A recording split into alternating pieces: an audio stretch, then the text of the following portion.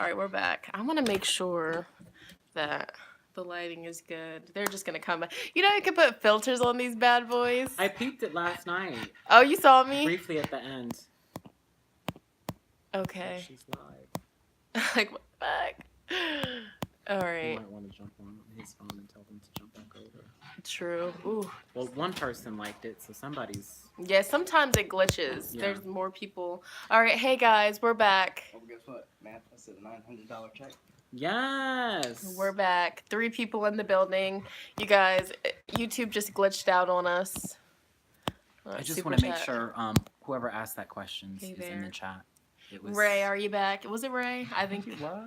maybe it was Ray. Little think it Ray. was me. Phyllis, what's going on, Phil? Phyllis? No, I think it's just because, like, your shit keeps cutting out. Yeah. They're upgrading soon. It's okay. It's okay. Yeah, I told him we're manifesting new phones. We're gonna do it. We're gonna go get Verizon. It's buffering. Okay, it's gonna load up. 6 people. I think 5. it's also because your percentage in battery. Oh. That might be it too. True snap. You didn't miss much. When it cut off, we just stopped We talking. were just talking, yeah. Yeah. I'm not gonna jump back in it until I'm sure whoever asked that question was there. Phyllis. Greg Greg. caught my Greg. spirit. Craig. Bless.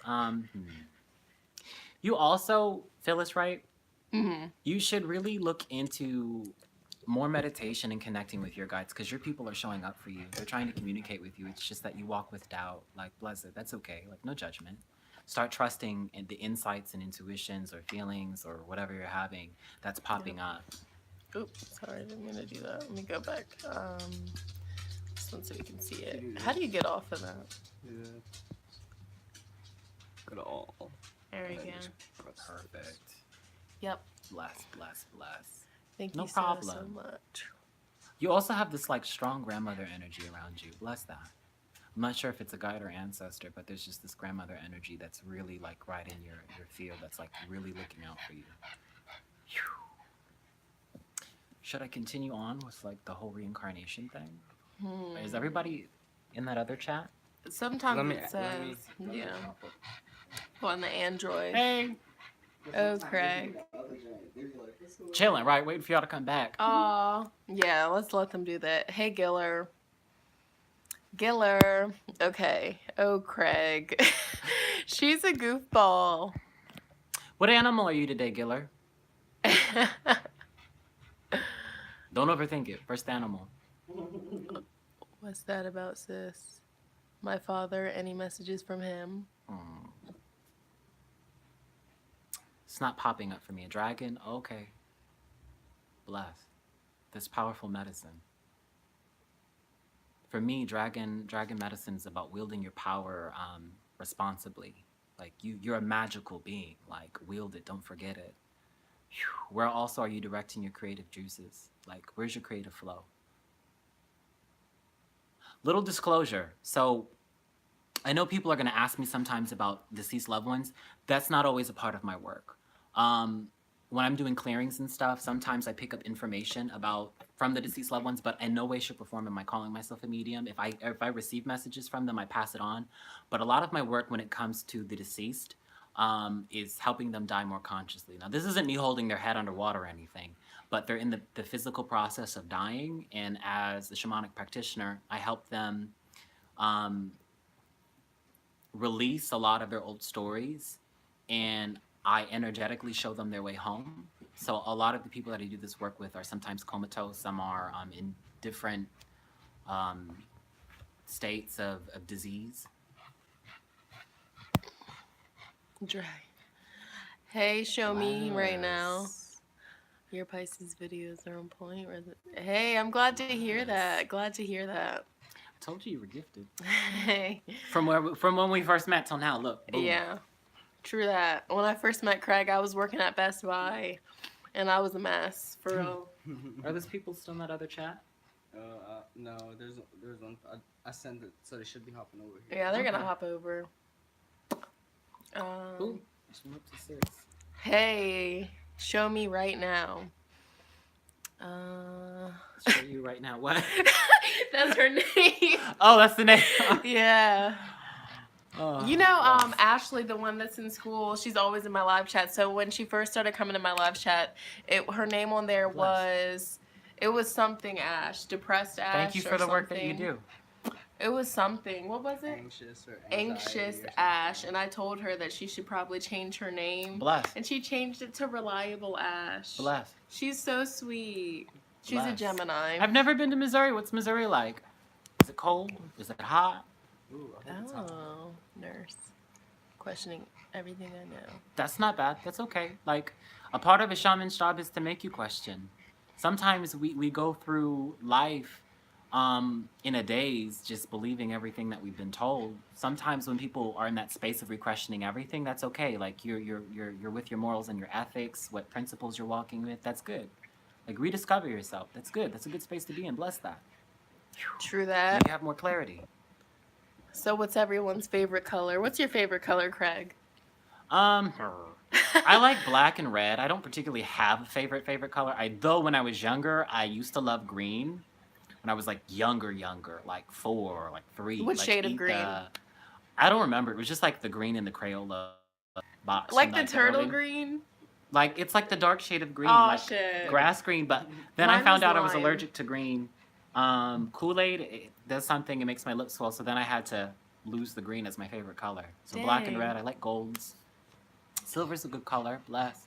I'm a fan of like purple, lilac, very light, subtle. Allergies are weird. I'm allergic to bananas. Sucks because all vegan food has bananas. Okay. Bless. If I picked a color. Craig, what's? Oh, okay. What's everyone's favorite color? Just came back. I like your sweater. Did you say I like your sweater? Mm-hmm. Oh, thank you. I got it on Everybody loves clearance. it. You know, the Filipino in me won't let me buy things full price all the time, and I really liked it. But regular price, it was like 30 something, and I was like, fuck that. So I held the intention that this bitch would be on sale. Boom. Bomb. Yellow looks good on that skin color. Okay, Yes. same. Okay, so Gabby remembers Anxious Ash. Gabby's an OG. She comes in all the lives. Let me make sure we didn't miss nothing. Cold. I think- silver. Ray was the one. You're the one that asked about the Yeah. reincarnation. So to finish off what I was saying, I'm not sure where it cut off, but I believe when people transition into the next life, it's this kind of like Knights of the Round Table thing where you sit with your guides and the divine and whatever guides you recognize, and you either choose, I'm coming back, I'm staying for a period, or whatever. Sometimes people will reincarnate in the same familial line. Sometimes they reincarnate in a completely different time and place. Bless that. It's interesting to look that some shamans believe not everybody reincarnates in linear time, so like the future. Sometimes people go and reincarnate in the past, and that's an interesting concept to sit with because certain shamans believe once you master your ability to traverse the time circle, I'll say, instead of line, you can pick and choose where you show up. And it's interesting. It was something that I sat with because I remember when I was younger, I believed time was happening all at once. I didn't believe it was like something's happening tomorrow. So I'd have all these thoughts about what is the me of the past doing? What is the me of the future doing? It was interesting, you know? But reincarnation's interesting. I would tell people to really read what are the Buddhists or what is the Hindu thinking about reincarnation, moksha, and reuniting with the divine Godhead. Let me see. Hey, Sprinkle of Light. What's up? She was in here last night. I like sunset colors. Pretty. Giller said we should all have a WhatsApp group chat. It would be so freaking amazing. I've never used that. I don't know what that is. WhatsApp. Well, yeah, I don't know either. I've heard of it, but I don't know. Okay, I don't bless wanna that. reincarnate. Sprinkles of light. Bless that. I just wanna. A big thing for you, sprinkles of light is one word that comes up for you is surrender. Look at your relationship with surrender and trust. For me, surrendering and trust go hand in hand. But like, look at your relationship. Where aren't you surrendering to a thing in your life? Hello, Chelsea. Hello. Chelsea. Surrender, trust, I will. Ooh. Cartman, I love you. You gotta watch out. Come on, lay down, my Sprinkle baby. of light. Don't. She gave you the hands up emoji. Hey. Ooh. You okay, boo boo?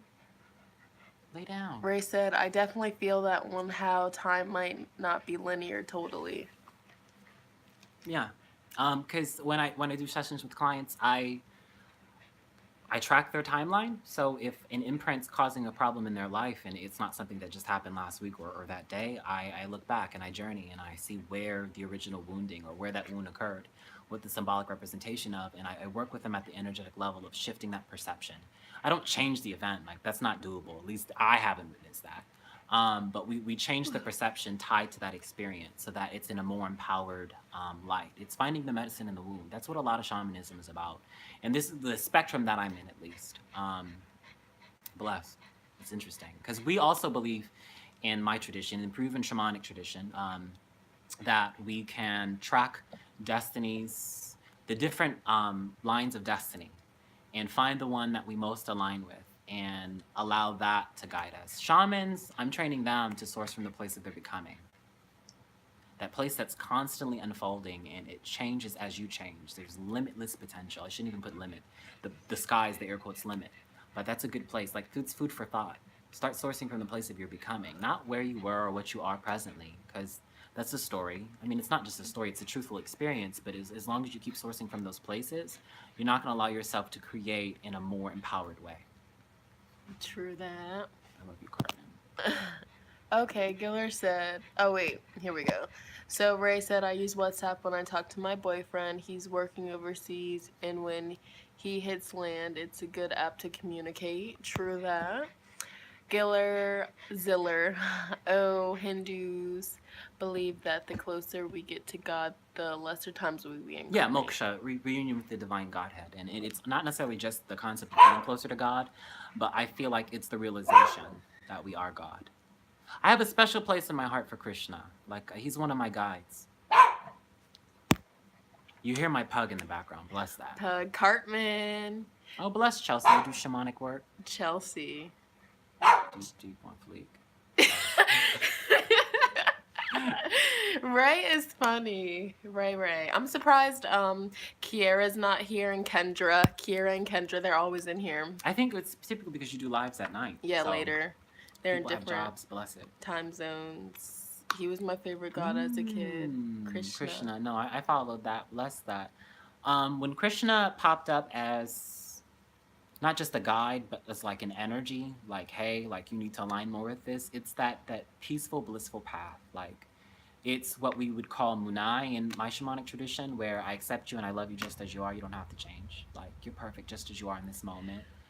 And the interesting thing about when you're in that Krishna flow, when you're in flow with his medicine and what he embodies, you'll find that you can go into any space or place, no matter how heavy it is, and it automatically begins to lighten up and people start to smile. Whew. Bless. I love Krishna medicine. Like, I love Krishna himself. As I grew up, I started following Buddha. I'm going to use the restroom really quick. Bless. I'm not going to be that far behind you because these That waters water. is going through me.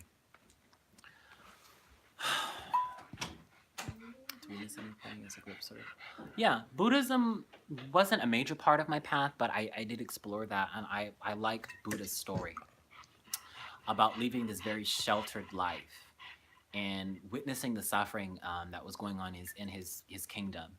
And it's interesting that he never knew that death was a concept in his sheltered life until he experienced it, and then he went on his own personal path of enlightenment.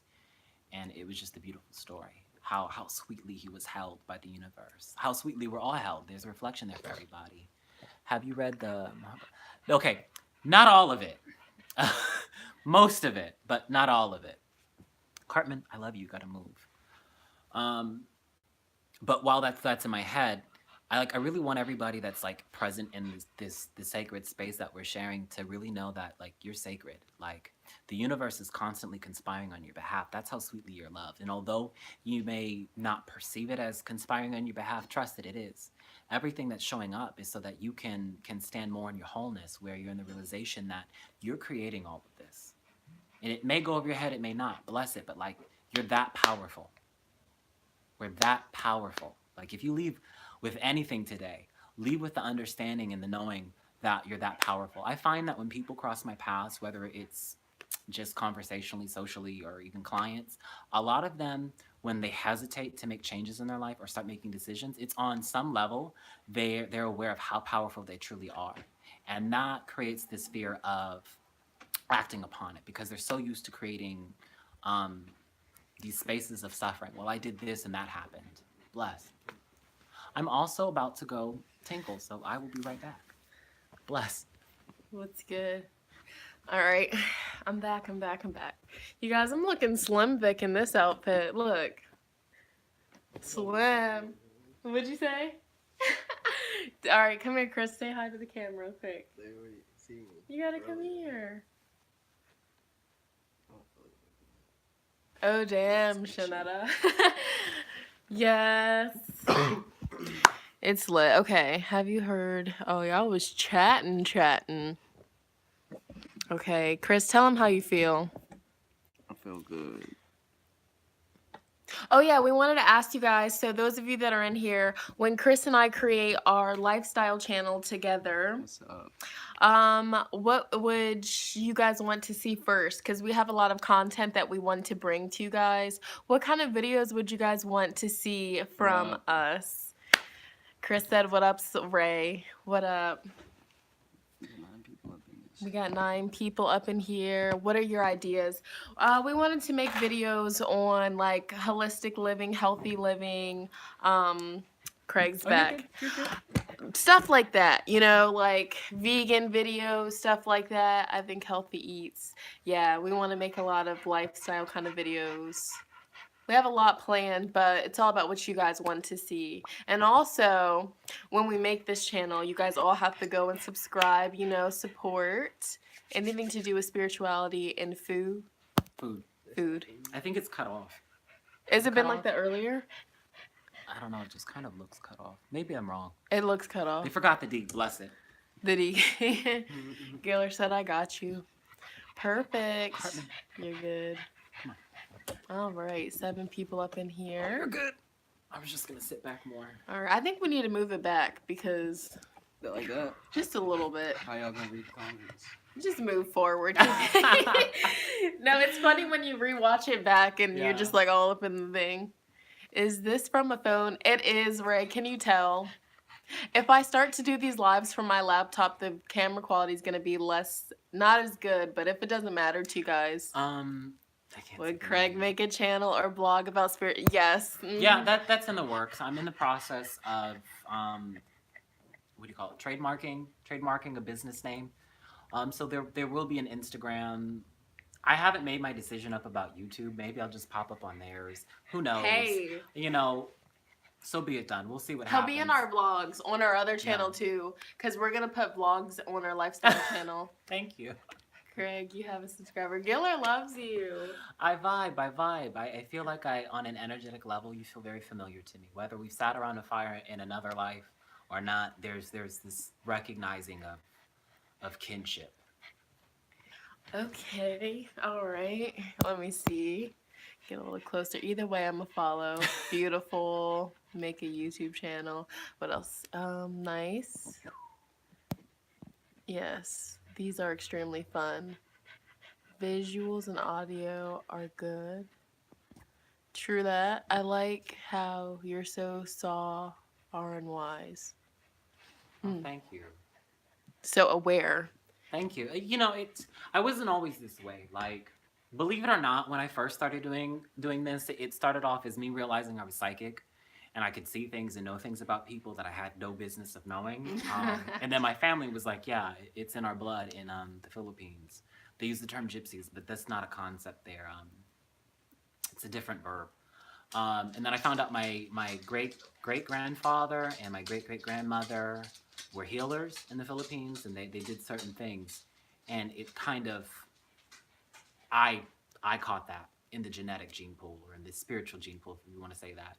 So then I just grew with it. But believe it or not, like I was so stuck in my anger as a young child because of some of the experiences in my life. Like, you know, my life has not been the perfect life. Like I've had things happen at a young age. Like for instance, my father and brother passed away when I was 5, turning 6 and 7.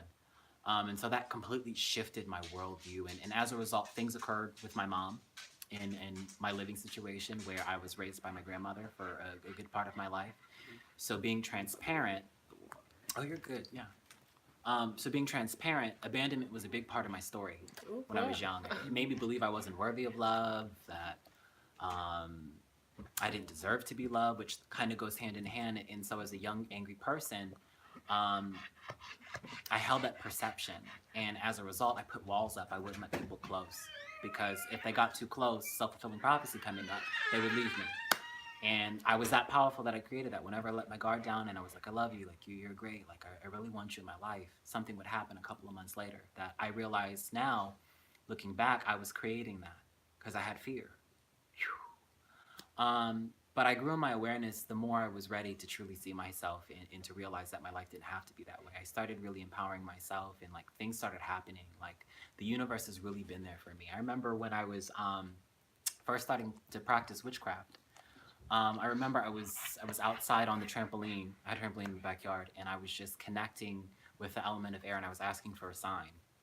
And don't you know, this like hawk flew down, and I shit you not, landed on what you call like the rim of my trampoline, and it sat, and it had like intense eye contact, and then it flew off, and I was like, son of a bitch. I asked, and I got it. Dang. So I started to see like, Oh, you guys see Cartman? yeah, this is my pug Cartman. There he goes. You can see him now. If you have a pug, you already know, like they're your shadows. It's gonna be Let me see. left. Okay, so they were saying, so aware. What did that say? Hi, Alm. Hey. Okay, Juby said, are there other ways to cleanse/bless an area other than smudging? There's different ways. It depends on the situation. If you're dealing with a space that feels really heavy and you've tried to smudge and do things, or you're not allowed to smudge, whatever your living situation may be, I don't know how old you are. One thing you can do is open the window in that space, get a spray bottle, put a little bit of water, not a little bit, fill it with water, and then add a cap full of ammonia. Now, ammonia is a chemical, we use it to clean. We use it to clean. So please don't spray this on yourself. Don't use this around other animals. Like if you have a fish tank there, don't use it. But shamans will sometimes spray it in a space that is really heavy, and that the regular means aren't working, and that will start to clear everything. That'll clear, the air quotes, the positive or the light energy and the heavy energy. Burning white or black candles, white and black, not or. White and black candles in a room will bring balance to it, but understand it's your intention. You should hold those candles and put your intention into them. I can't kind of tell you how to do it. It's just like there was $100 bill on the ground. Are you going to pick it up or are you going to try to pick it up? It's that same understanding. You just do it. You hold it. And if you have to say, I'm putting my intention to bring balance and harmony back to this space on all levels, burn it. You can make a spiritual wash. There's different ways. People like eucalyptus. People will use basil. People will use rosemary. You can research simple sea salt that you mix into the water, and you can sprig or you can sprinkle it throughout the space. Whenever you do a thing, do it with intention and the understanding that as I'm doing this, it's creating this change. Sometimes I don't speak, like as I sprinkle this water, I'm cleansing, blessing, and purifying the space of all heavy energies, of all negative energies, of any entities or vibrations that are not in alignment with the soul source. Sometimes I don't even say that because sometimes that heavy energy is in alignment with your soul source. It's showing up to reveal a thing to you. So sometimes I just say that that's not from the space of love. Be removed. It's important whenever you do a cleansing, you need to fill that space with something. So after you're smudging with Palo Santo or you're wiping the walls down or however you're doing the cleansing, whether you're using sound, singing bowls, crystal bowls, chanting, what are you filling that space with? Yeah, it's the back street, what do you call it? The ambulance when they go on the back road. You'll see it from there. Fill that space with an energy. So stand in the center of the room or wherever feels right and call in that energy. So I'm calling in peace, love, and healing or unity, whatever it is, protection into this space. And if you have to guide it with a visualization, see that light descending and filling the space. I might have to move this a little closer. Good, googly. She said, thank you. I have to go to work now, but it was nice to meet you. Nice meeting you. Have a great day at work. Yes. What What tradition else? of shamanism do you practice? practice. Okay, so it's mainly Peruvian shamanic tradition. I'm a mesa carrier. And so as a mesa carrier, I have a bundle of medicine, of stones, of kuyas that I've done my healing work with that I use to support my clients or to bring change. Um, I really want to make a clear distinction that shamanism in itself is an experiential path. It's based off your connection with source. So it's not necessarily limited in certain traditions. Now, there are um, native traditions. Um, the Navajo have a shamanic practice, but I don't really think they use that verbiage. But it's just a spectrum. It's a label that we use to understand a thing.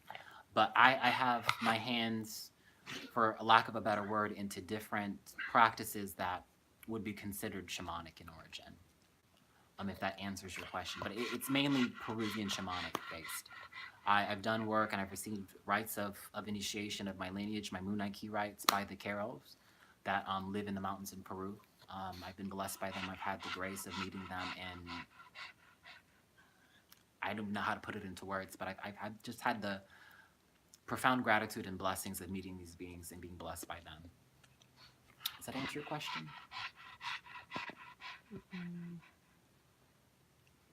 Where are you in the world, galleries? Oh, that's not about us. That's the other person.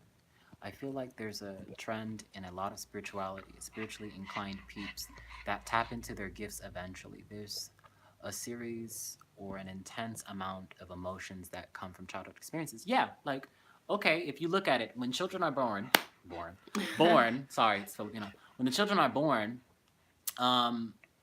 they're not born knowing what necessarily suffering is. They're not born really knowing a lot. It's really experiential. It's, in fact, when you spend time around children, you remember your creative abilities. You remember your ability to just have fun without toys necessarily. But as you go on through life, certain experiences occur that may feel heavy for you, that we step into victim with and begin to become imprints, and it changes your worldview. The world is no longer safe. And so these stories of I don't have enough, or men will only hurt me, they only want sex from me, or they're only going to hurt me, whatever it is, or I'm not good enough, I'll never be successful. These start happening. So the trend or the ritual or the cycle you're seeing is, yes, most spiritual traditions, not all, most spiritual traditions are so beautiful in the way that they get you to see yourself and to remember the truth that you are ultimately love, and that you can shed that story, that you can transmute that old energy or vibration. But yes, childhood traumas do affect you to present day. And if you don't witness it, if you're having an issue in some area of your life, if you backtrack to when it first started showing up, you'll see the cycles. Because a lot of my work with clients is we backtrack when an imprint originated from. And most of the time it's in childhood, whether it's something they were conscious of or not. And sometimes it's children that were in the womb that the mother didn't want to carry originally to full term, and they held it maybe for the thought of getting an abortion or terminating pregnancy.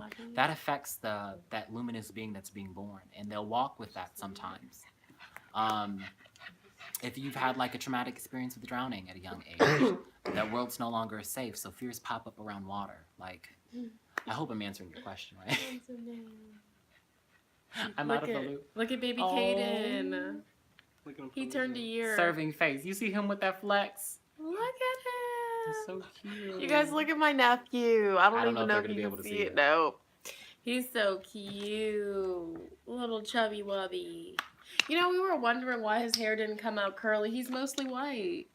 He's pretty good at picking up on other people's traumas without them telling you. Bless. So you walk with an awareness. You have a seer sight. So bless. Like, start honing that. Do you mean you no longer are able to do that? To pick up on their trauma? I'm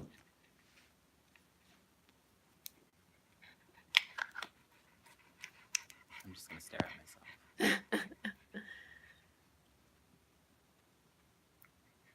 Safe travels, fine. Okay, we still have 9 people. That's good.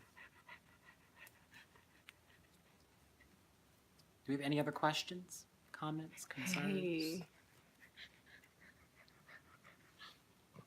Do you need to go outside? Do you need to go potty again? No, there was a period of time where I was blocked because I was going through what I call my own karmic relationship cycles. Interesting. It's interesting to know that there are certain people out there that believe in karma, and there are certain people that don't. And I know some practitioners that were into some heavy black magic that would do things and not receive any backlash. So it's interesting. I've had moments where I've chosen to step outside of that concept of karma, and I've had moments where I choose to step back in it. So it's interesting how It is. my choice and my awareness of that power it coincides with my experience of it. It's interesting. Perceptions. Change your perception, change your world. And this isn't me saying karma doesn't exist or it does exist. I'm not going to say that, but it's interesting when you choose to look at things different or experience things in your life. Isn't it funny? Look. I know, like seeing myself, it's interesting. We're on here. It's like a delay. Right? It is a delay. At least you read the comments. My hair reminds me of Tanya from That's a Raven. Oh no. I used to love that show. Tanya Baxter. She used to crack me up. Raven, and Tanya, the mom. Bless that cycle. Hopefully you grew and stepped out of it. Let me see. This is easier way to look at the comments. Actually, if you want to look at it through this way. Hello, Era. How are you?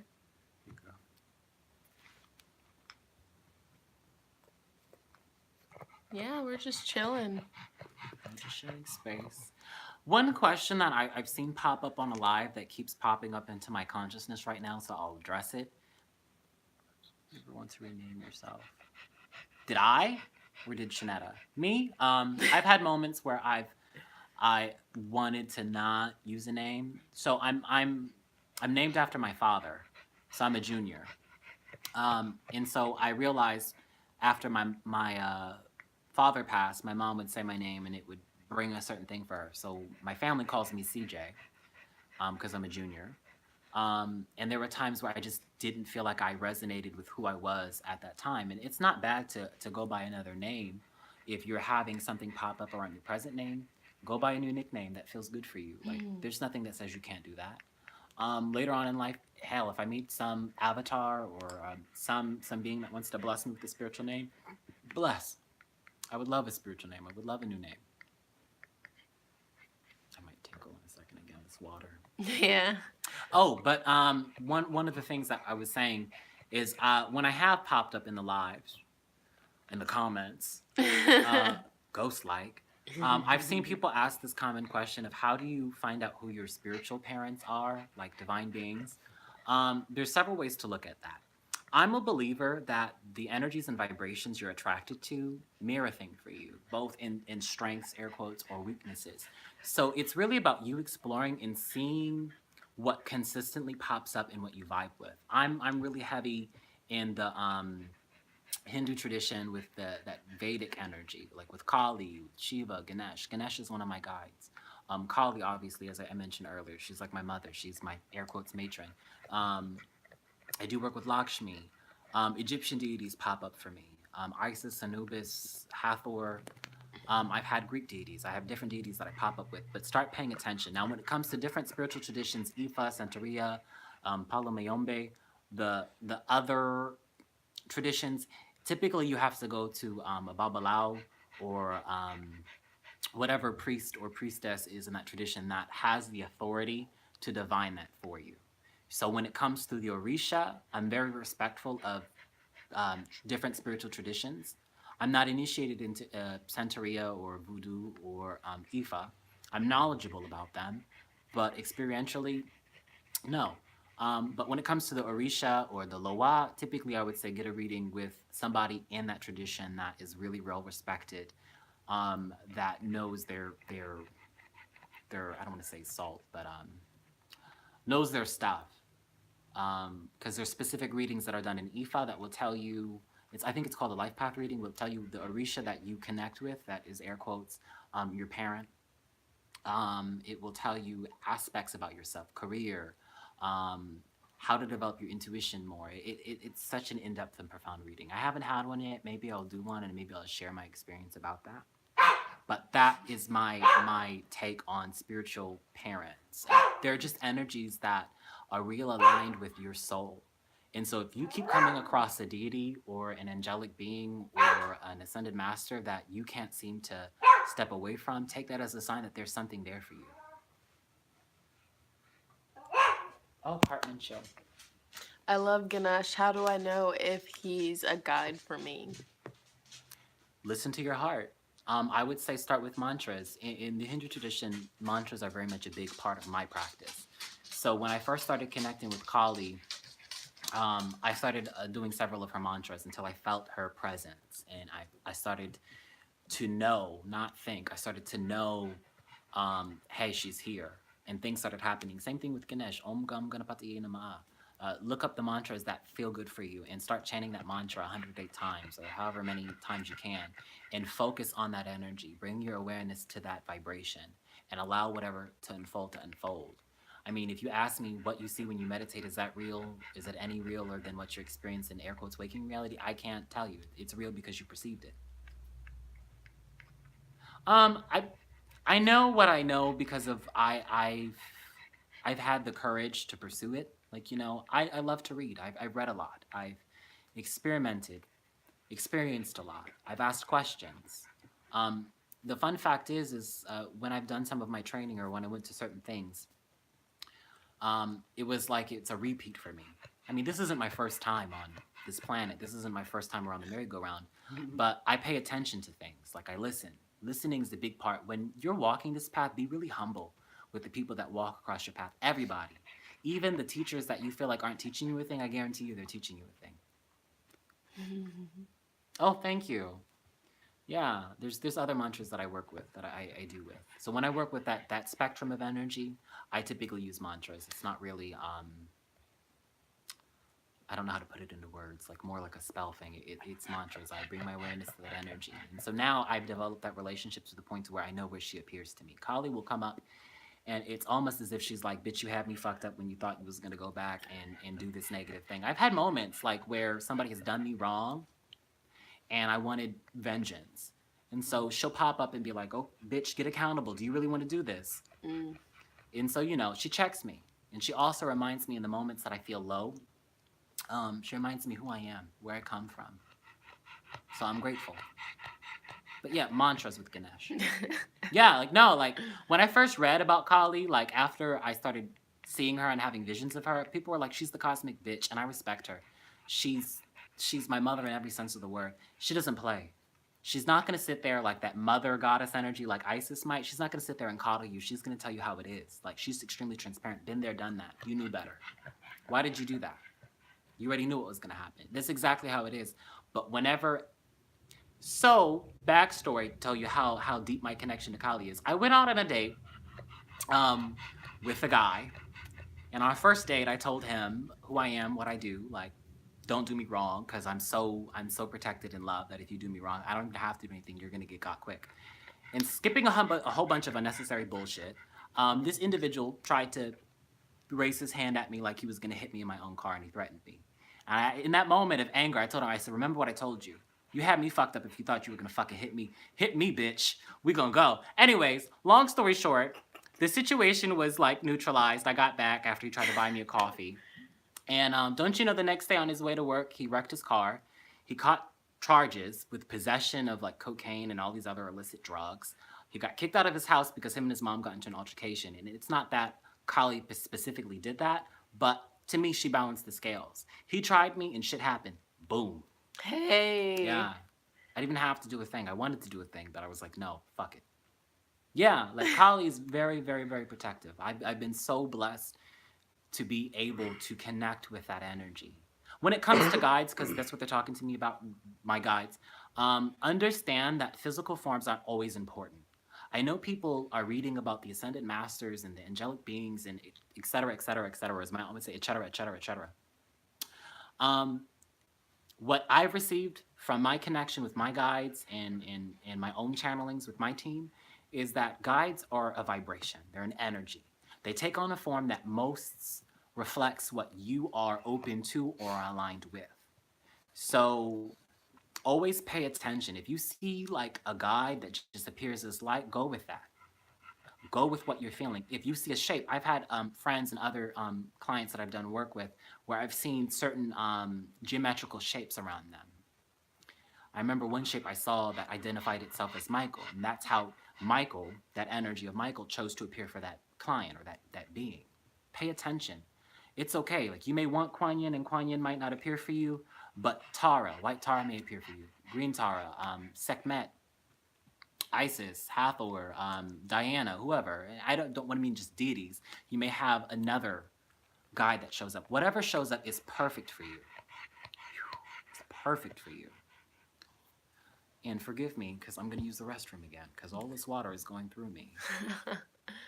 She said I may need Carly for my ex. Be careful with that. Your ex is your ex for a reason. Thank him. Like, trust me. Sharing some stuff before I use the restroom. Obviously, I'm gay. But I have the funny habit of having straight men fall for me. And we have a connection, and they can never commit to the idea that I have a penis. And so it's this duality of you can't be with somebody, but I can. Or they can be with somebody, but I can't. And so I've done things, I'm not going to lie. I've done things to get even, but that individual came to teach you a lesson. Thank that ex. That's the best thing you can do. Thank you for showing me what I deserve and what I don't need in my life. Grateful. Bless you. Boom. And move forward. Like, you know, the best thing that I hear, not the best thing, the common thing that I hear people say is the best thing you can do is bless your ex. And sometimes, yes, sometimes no. Now, if your ex was abusive, let me know. I'll tell you something you can do. But if he wasn't, let him go. He's in his own suffering because he no longer has you in his life. Also, I will be back. This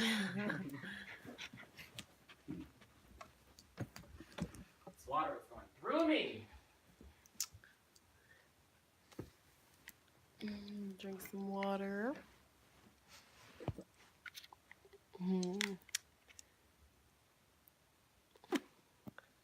How did you know about my creative spark fading? Hey, he's gifted.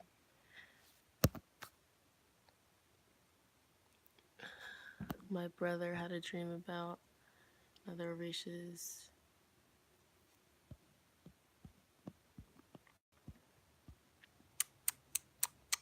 I'm just reading the comments.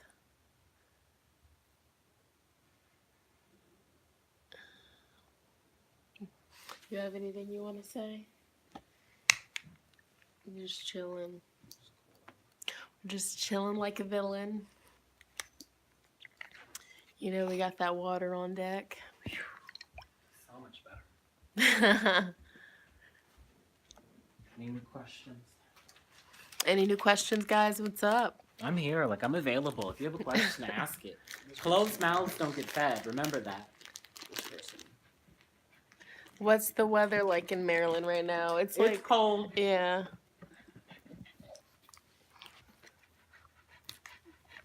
Let me swallow this gummy worm.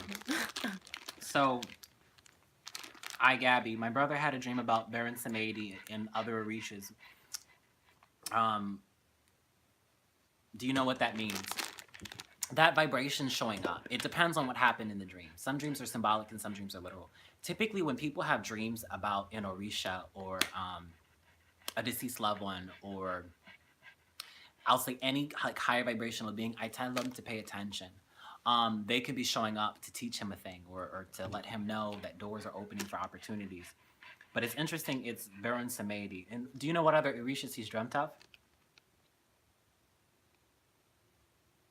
Oh, Kali, yeah, she had to step on Shiva because, I mean, that story is so powerful. It illustrates how, not lost, but how she was such in that wrathful state to devour those other demons. She was drunk on that blood, and Shiva knew, as Mahadev, he knew what he had to do to stop her. And so, you know, she put her tongue out in shame, air quotes.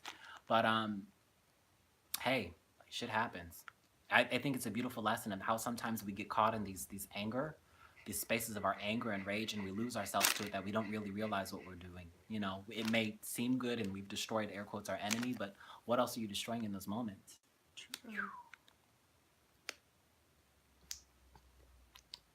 Do certain crystals just start calling out to you? I pay attention. Sometimes I'm open to receive. Like, if a certain crystal vibes with me, I pick it up. If it feels good, I go with it. If it doesn't, I leave it. Because to me, I believe it's for somebody else. Oh, that's a cute question. Hold on. I'm sorry. Hold on. How did you know about my creative spark fading? 2 guesses. I love when I get that question. You know, I even have clients where I'll do readings for, and they're like, "How did you know that?" I'm intuitive. I'm a shamanic practitioner. I'm also, I see the cycles. I see the story. Yeah. I see the story that people walk with. Whether I vocalize it or not, I see it. Like, that's what vibe for me. Bless. You're welcome.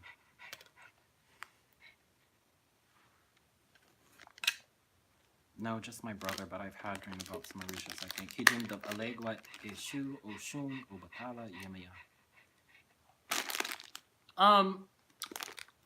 2 seconds. Excuse me. I would tell, how old is he, first off? Second off, I would tell him, like, when you're dreaming about that many Orisha, something's going on there. Maybe he's being called. I can't speak for certain because I'm not tuned into his vibration, but I would tell him to see a priest in Ifa. And Orisha exists in both Ifa, where Ifa is originates from Nigeria, and it's more African based, and Santeria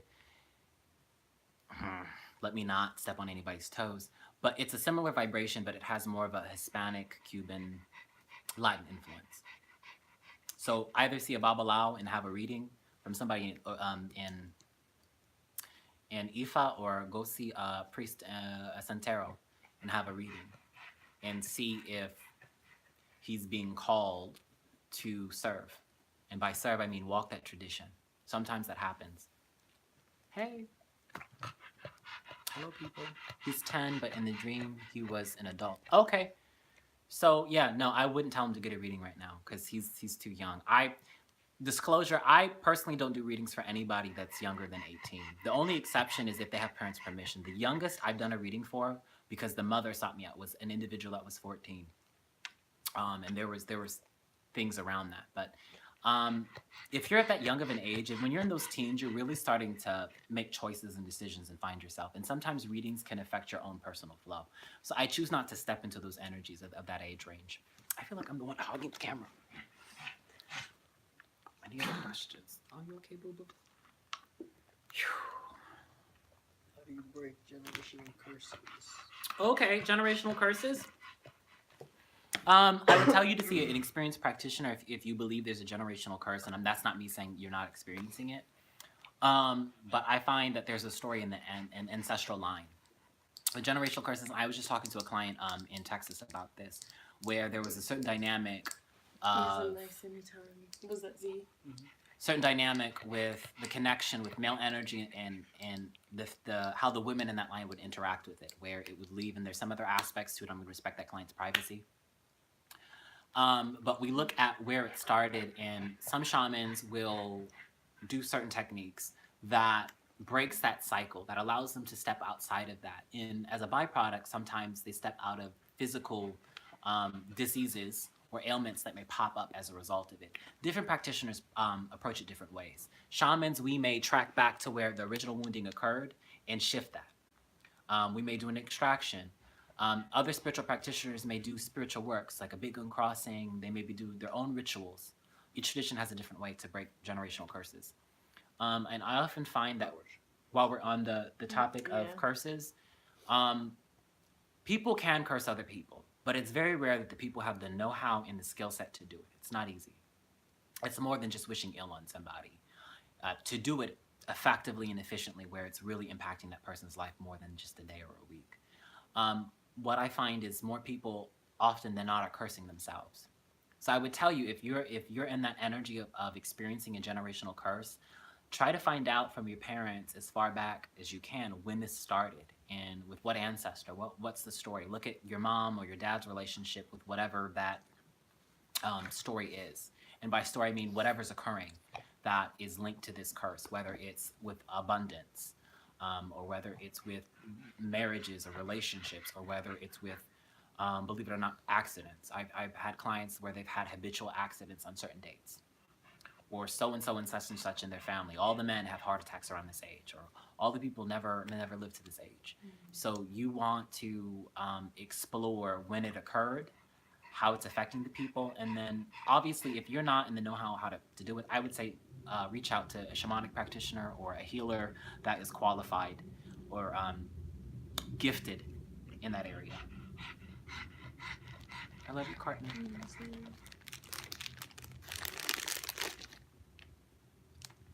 Don't hog me. Like, hey, if y'all want to ask Shonnetta stuff, ask her. Grateful. Blue. It's blue. What's blue? She said blue. Are we blue?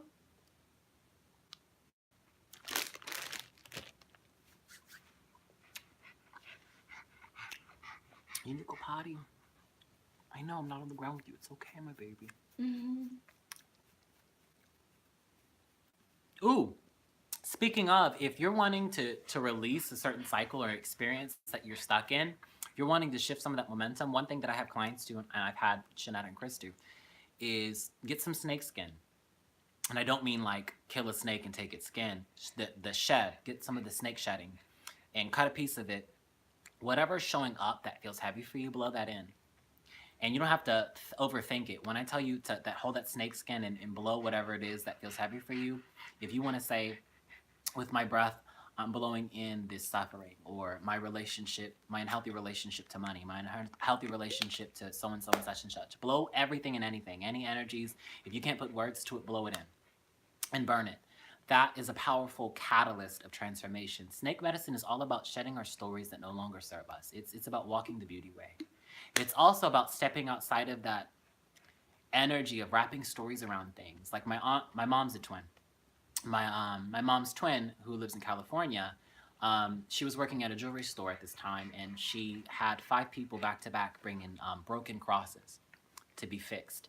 She's, oh my God, a knock. Oh my God, a knock. And a knock is just a way of saying like my child, but not. It's a term that older people will say to kids. I don't know how to translate accurately, but she's like, a knock. Something bad is gonna happen. I've had 5 broken crosses come in. Something bad's gonna happen.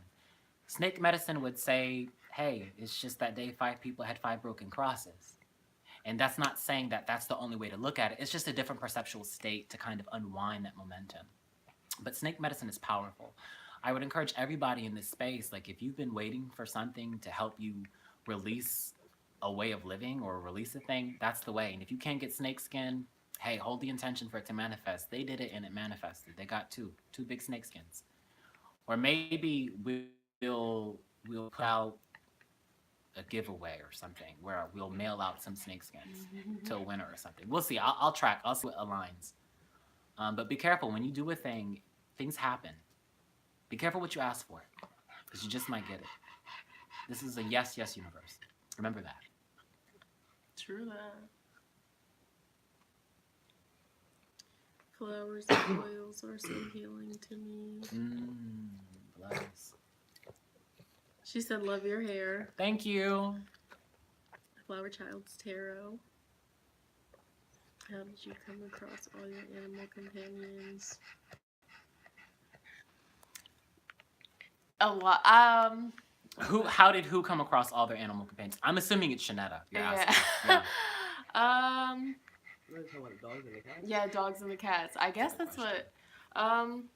So with the cats, it's funny because like I kept saying that I wanted a kitten for my birthday. I was telling Chris that, and then because I just kept seeing kittens and I missed my cat Sassy, and then Alex, Chris's sister, called one day. She was at work, and then they found like a bunch of kittens in the woods. It was 5 kittens in the woods. And so we went over there because we were like, oh my gosh, I want to see them. And then we were originally just going to get one of them. So we took one of them, and then we drove off. But then we felt bad. Didn't we get all the way home? No, we were driving past the bank, and then I said, something's telling me I want to, like, yeah. You know, me, I got to bring the squad. We felt really bad for, like, breaking up the family. So we just went back and we grabbed the other 4 cats. So we brought home 5 baby kittens. One of them is missing an eyeball. One of them has a lazy eye. And then one of them is kind of like Yang. He's like a little bit blind, a little bit. But they're so sweet. And Oh, I love them to death. Anyway, so we live with Chris's parents, and so we were like wondering how his parents were gonna take it, but they fell in love with them. So that's how we got the kittens. And then with the two puppies, so Chris was the one, he wanted the pit bulls. I didn't really want a dog, but when he mentioned that he wanted a puppy, I was like, oh, that's cute. So he picked out Otto, and am I missing anything with that? Mm-mm. Yeah, so he picked out Otto, and so he showed me the pictures, and I was like, oh, he's so cute. And then I was We starting to had get, him for a few weeks, right? huh? We had him for like a few weeks, or No, we got well, the day we got Otto. Well, no, you're right. because that was when Yeah, Pacino got returned. So yeah. So we had Otto for a few weeks, and then anyway, so we took Otto over there to his other brothers because there were a bunch of puppies, and then so Otto, he was like so happy he was around the other his brothers and sisters, and then so we ended up leaving, and then Otto was just crying. Is that how it happened? yeah, well, it was because always bring Pacino over to see his parents, and Suddy just returned. And he was they just brought Pacino back, and I had him playing outside or Yeah. whatever. And then after that, we was leaving, and Otto was crying, so I was like, shoot, I'm gonna have to pick up his brother. And then I had to make up a story to my peoples and said that we was babysitting, and then we just ended up keeping him. Oh, it's buffering. Oh no. Oh no. But yeah, that's how we got the babies. And then, oh yeah, the last baby is Ava. When I was working at Panera, there was this girl. She was going around asking anybody if they wanted a kitten. And it was the 4th of July. And then everybody was like, no, I don't want no kitten. And then I heard it and I was like, a kitten? I was like, yeah, I want a kitten. She was like, girl, are you serious? I was like, yes, I am so serious. It was a free kitten. Her name is Ava. That's what they named her. And I didn't change the name because Ava's a cute name. And that's what happened. So, oh yeah, we had to hide Ava from Chris's parents again. So, and she was infested with fleas, like really, really, really, really, really bad. She looked like She looked super sick, like she was gonna die. And the people that I got her from, they acted like she was healthy and nothing was wrong with her. But That's what they tend to do. When I had my kitten, she was covered in fleas, and it was the most painful experience for me to have to give her a Dawn soap bath yeah, to get rid of the fleas because kittens are so sensitive to stuff. You don't want to put any chemicals or stuff on them. yeah. And before I found this all natural treatment, I had to do the Dawn bath. And when I tell you, she clawed the shit out of me. She clawed the shit out of me. And I was so sad. I can't help it though. I gotta see the animals. Yeah, one time I was using a stick to draw the eye of Horus in dirt. Next thing you know, a ball flies at my head and misses my head. Then I figure out my patron is Patron. Horus. Patron is Do Horus. you know what patron means? No. So patron and matron for Shonnetta right now. Patron is like that father. Matron is that mother energy. So when people say so and such and such is my patron, that's that father deity energy in their life. So it's interesting you drew the Eye of Horus and that ball missed you. Eye of Horus is typically used as a protection symbol. I mean, there's more to it than that, but boom, you're powerful. Hey, connections. So what they mean by mother-father thing?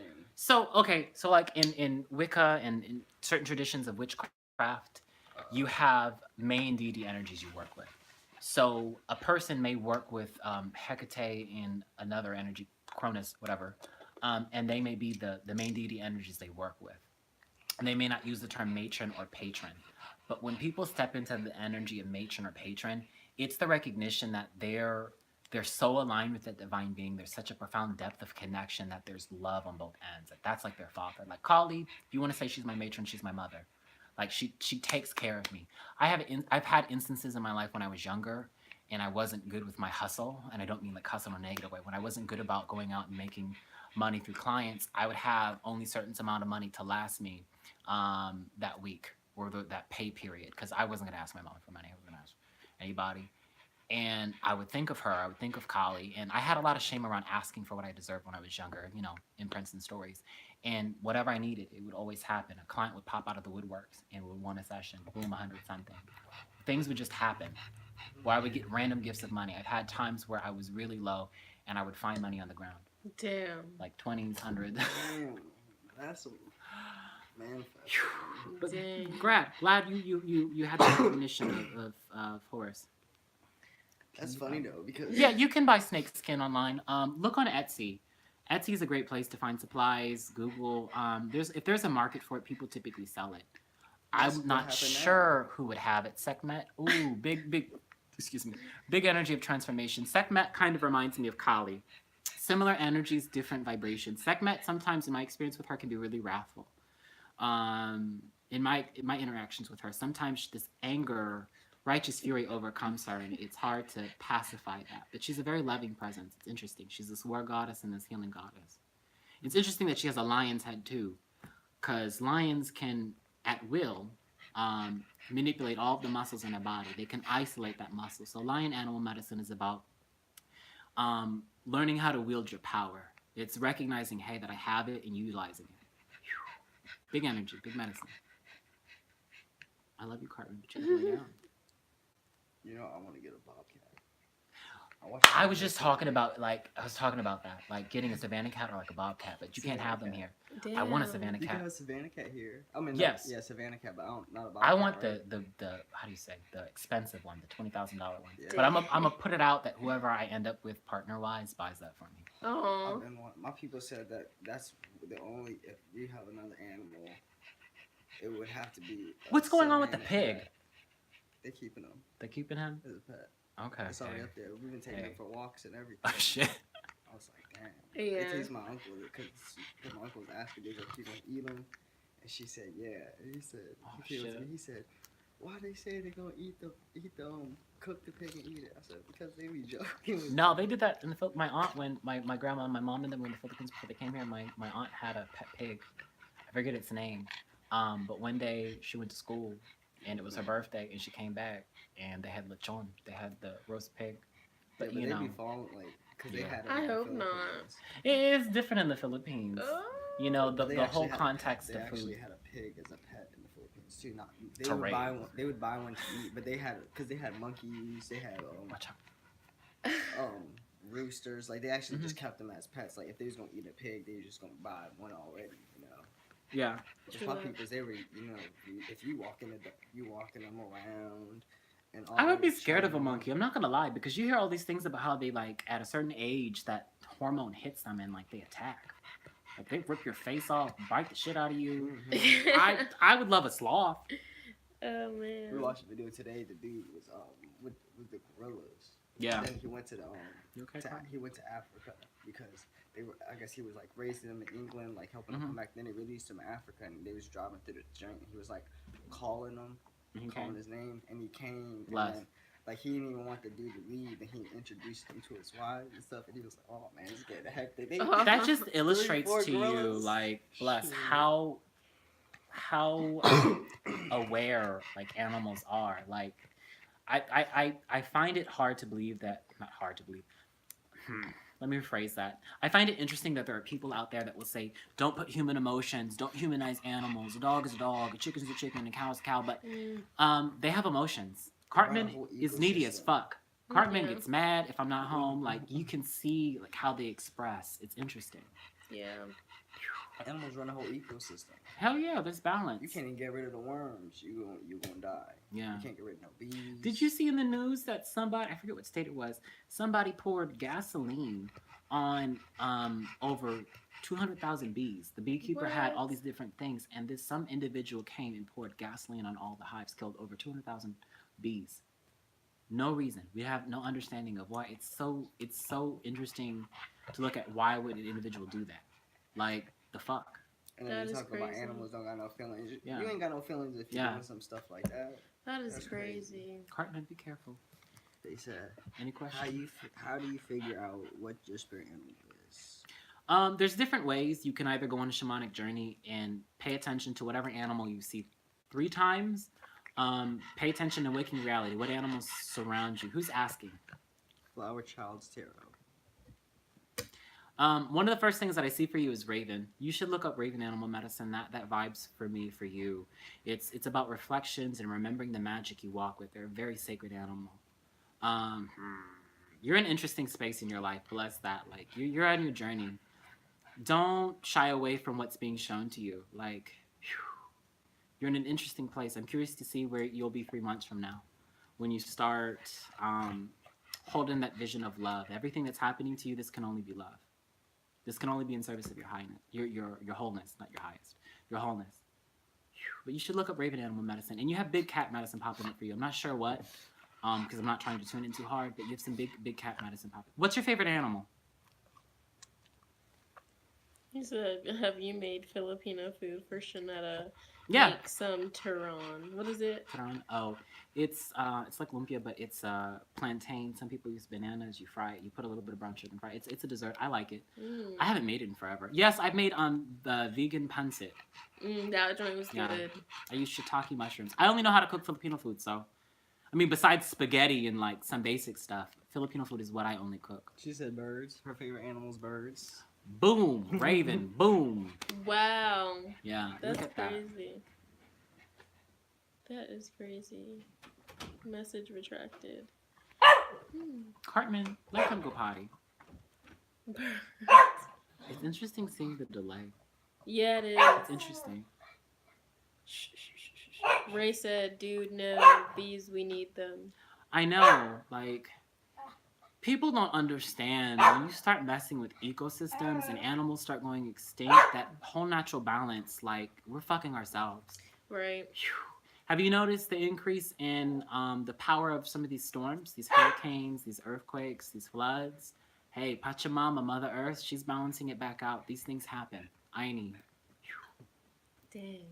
She said, "I have 4 parrots and 4 chickens." Oh, sorry, 7 parrots and 4 chickens. Ooh, what kind of parrots? Like macaws? Do you have like Quakers? What kind of parrots? I love like birds. I used to be scared of birds. I had one flew at my hair. Dang. It's not scary, but you know, you're like, oh fuck, what's gonna happen? Yeah. He said, "Yes, weather is prey." Yeah, it's bringing itself back into balance. I'm not worried, but I'm curious to see what's gonna happen weather-wise over the next 7 months. I feel like we're gonna have some more devastating earthquakes and tsunamis and stuff.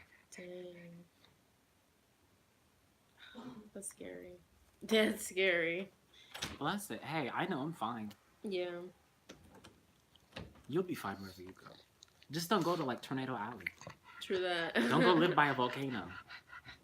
You're fine. You'll be fine. You'll be good. We're talking about the weather and natural disasters and how powerful they're getting. I love nature. I made my boss shit a brick. I remember on base, I was talking to my boss, Jared, and I was like, I keep vibing that an earthquake's gonna happen. I forgot where I said, but I kept saying, I keep feeling this earthquake's gonna happen. Don't you know the next day there was a really bad earthquake that killed so many people? And he was like, Craig, I was like, hey, I'm just tuned in. Like, I'm connected. Dang. She has 7 parrots and 4 chickens. I'm jealous. My mom kept fucking cleaning my bird cage when I was younger, and she would put the parakeets and whatever birds I had under the laundry basket. The laundry basket has those holes, you know, typical Filipina, because apparently I wasn't cleaning it enough. And they fly out the fucking holes, and when I get home, they're in the fucking tree. Were they trained enough to fly back to me? Hell no. Dang, I was so mad. I was so mad at her. And it was like the green and yellow parakeet, the blue and black one, and then I had like a white one that looked like a dove. I was so upset. He said, "Oh, question. I just remember, do any of you, either growing up or even now, have felt close to a particular element or elements?" Yeah, it happens. So first, know that we're composed of all 4, and in most traditional spiritual practices, you want to bring balance to all 4 elements. Early on, I was really connected to air and fire. And, you know, I'm an air sign, I'm a Libra, so the air concept made sense, and the fire concept made sense for me on a personal level. But it reveals a thing about you. Like, look at your zodiac and what element your zodiac corresponds to, and see where you're at. but bring balance to the elements. Like, that's an important concept when you're manifesting, when you're doing ritual work. You want the elements balanced. If there's an imbalance, it's not going to manifest how it needs to manifest. Do you want me to turn on this light? Yeah, it is a little bit shabby. Oops. Is that good? Or should I turn it Oh, on? that's better. Yeah. Ooh, okay. Yeah, all right. Now you can see us. Let me get a tree and some CBD. Any other questions? Any other Not questions? yet. She said 1 umbrella cockatoo, 2 cockatiels, 3 budgies. I'm probably butchering these. Oh, so those are parakeets. Okay. 1 green cheek conure.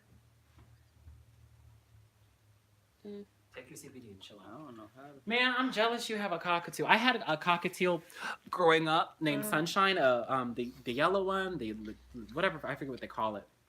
But my stepdad hated Sunshine because she would like go batshit if I wasn't home. So he would like move her to the basement, and then don't you know? I guess when things were going on with the family, they decided to give my bird to one of my relatives, and my relative kept it alive for a while, and then they stupidly killed my bird when they opened the door and crushed it. I was so mad. Oh, no. Would you take a donation? I would like to find out my spiritual animal. In the spirit of giving, I'm not gonna say you have to give a donation. If you would like to donate to them, that's your choice. You have deer popping up for you. Deer animal medicine is popping up for you strongly, and it flashes between like the stag, the deer with the antlers, and the female deer, and that's all about grace and innocence. I would also encourage you, and this is just me skimming it, I would encourage you to look it up. I specifically, I don't Google animal totem. I look up animal medicine. Understand that animal medicines have a universal medicine for everybody, and then uniquely that deer animal medicine has a specific lesson for you. And so I would encourage you to write your questions down for your power animal, your animal totem, your deer, on one side of a sheet of paper. And then on the other half, you would just write your answers. But go into meditation and just ask, show me, teach me your medicine, dear. And write down whatever you first see. But that I vibe strongly for you, dear animal medicine. For real? So Ray, are you? I just You're a assumed. girl, right? I assumed that you were a guy because of the name. I thought it was a girl. Then when y'all said Assumptions. it's a guy, I was like, dang, I was wrong. With that said, what kind of spirit animal vibe? You have Probably. Go ahead. So Ray, give me a second.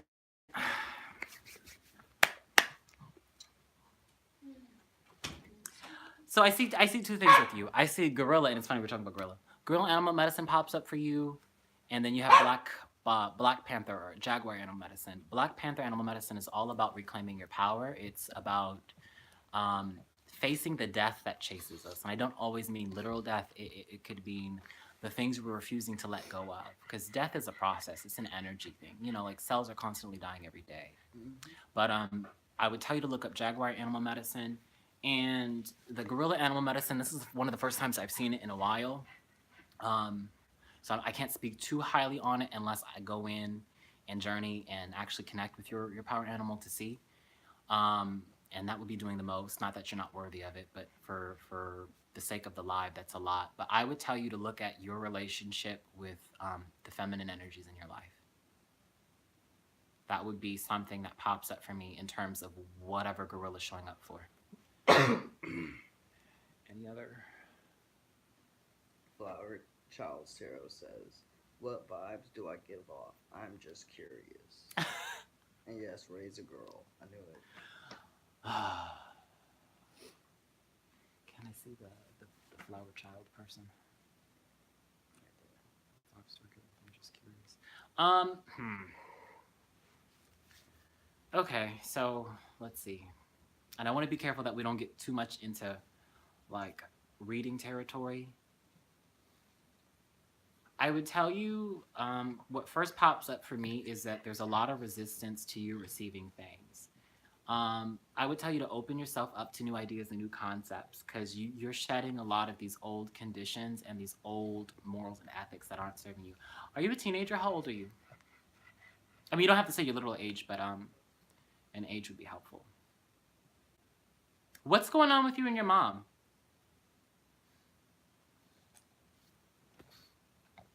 And I'll patiently wait.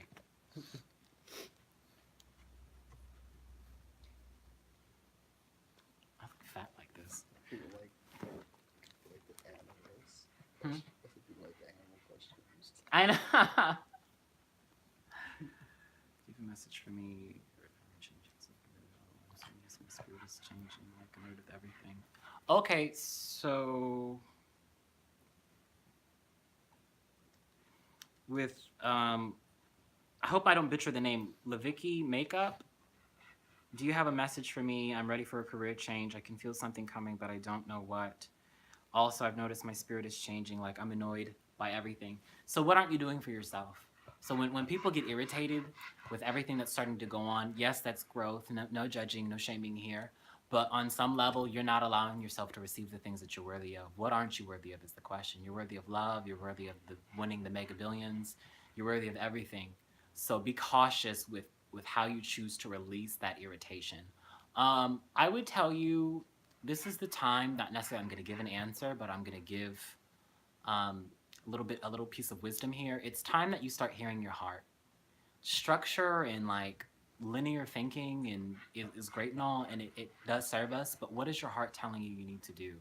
I would tell you you need to travel more, you need to take more breaks, but like this is the time to find your bliss. This is the time to find your peace and your love. Can I ask what spirit animal you see as mine? Margaret. Okay.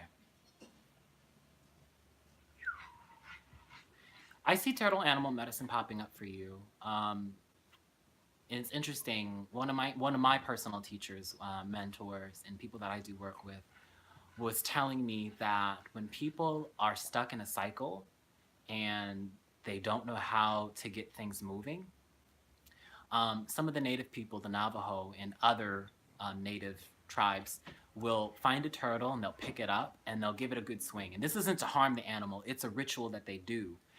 When you startle that turtle by swinging it or spinning it around, you're ritually bringing momentum and change. Also, I've noticed ever since she told me when you see turtles, be ready for rain. And every time I've seen a turtle out in the wild, and I give them a little food, it starts to rain like later that day, later that hour, or whatever. Okay, bless. Yeah, I'm a teen. My sound went out. Who are you talking to? Margaret Julco? Your animals, the turtle. That's what I see for you. Oh, okay, so that makes sense. And I feel she plays with my sister. She favorites my sister. Also, I have problems connecting with her. So it makes sense to me. And also, give me a second to track if flower Child's Tarot. Flower Child's Tarot. Give me a second to connect to see what you're ready to receive, and I'll give you a little bit because it's aligning for me. I hear my heart in all these moments. Okay, so there's a big story about attention and acceptance, which I mean is obvious based off what you said, but the thing is, on some level, your mom is sourcing from a place of love where she's not wanting you to make bad decisions. Respect her beliefs. As you want her to respect your beliefs, respect her beliefs. You don't always have to engage in conflict with these people, even with your sister. Step out of that, like, who's loved more, or so-and-so is not doing such and such, not being treated equally. Your sister, on some level, is wanting, and she may deny this, but what I vibe is your sister on some level is wanting a deeper connection. She irritates you because that's what she knows how to do to get a reaction. And also, I would tell you, your sister's casting a reflection for you. There's medicine there. She's your sister for a reason. That's your mom for a reason. You chose them before you incarnated because they had valuable lessons to teach you. And don't forget, like, you're strong. Like, you have a lot of courage. Like, don't be afraid to speak your truth. And also, sometimes there's moments where you don't have to say a thing. You don't have to convince anybody. I've noticed a trend when it comes to different spiritual modalities where people are stepping into them, they feel the need to try to prove something as a truth. I stepped out of that.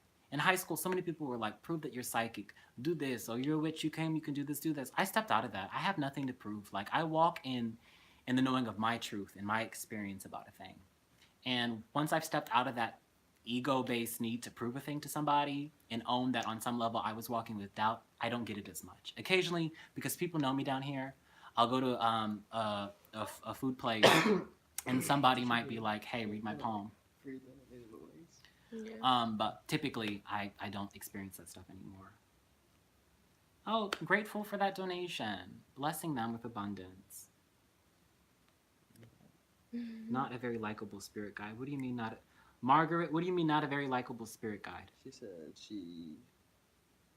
I saw me as a frog. Oh, bless. Frog's good too. Frog medicine is about cleansing. When you hear a frog song, rains are coming. So look at your emotions. Look at what you're not allowing yourself to step into and release and honor. Deep honoring needs to happen. Frog medicine's pure, powerful medicine. And then that makeup girl said, OMG, I get the same responses all the time. The traveling and listening to your heart. Boom. I feel these. The same message you're... Something.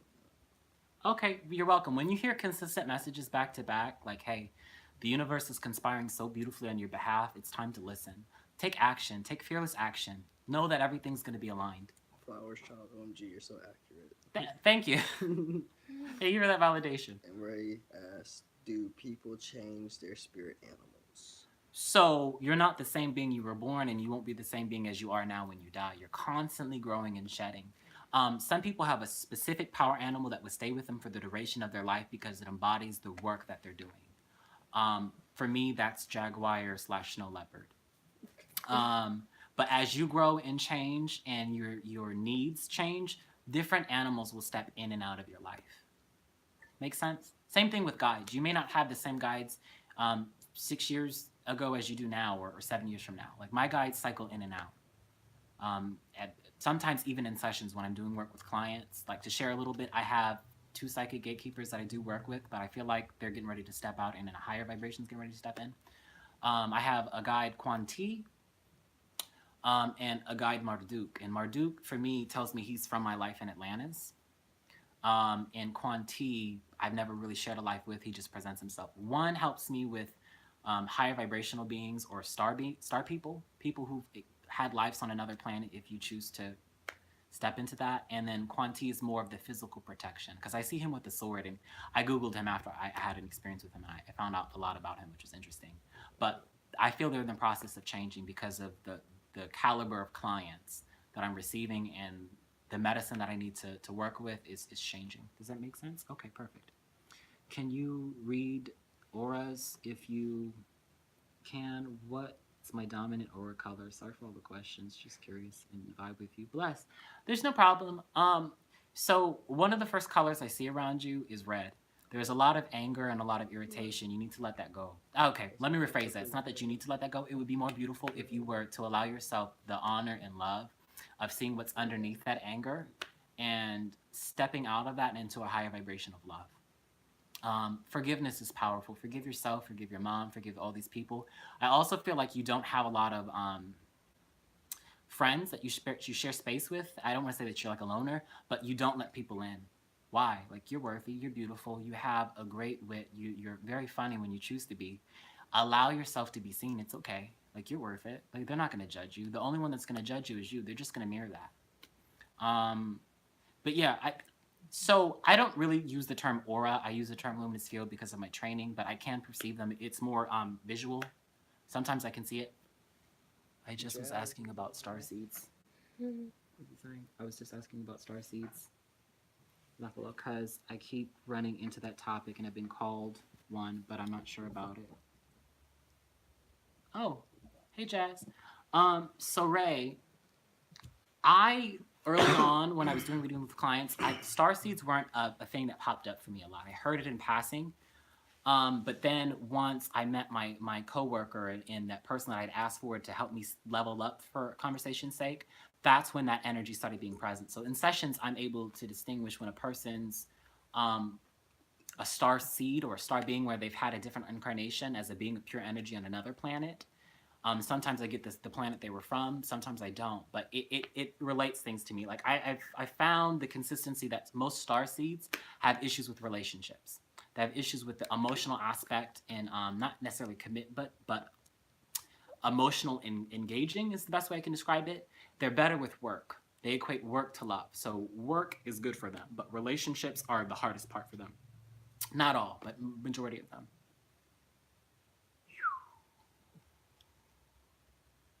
Oh, they're asking you, have you done research into starseeds? I have not. I'm going to be honest. I have not done any research on that.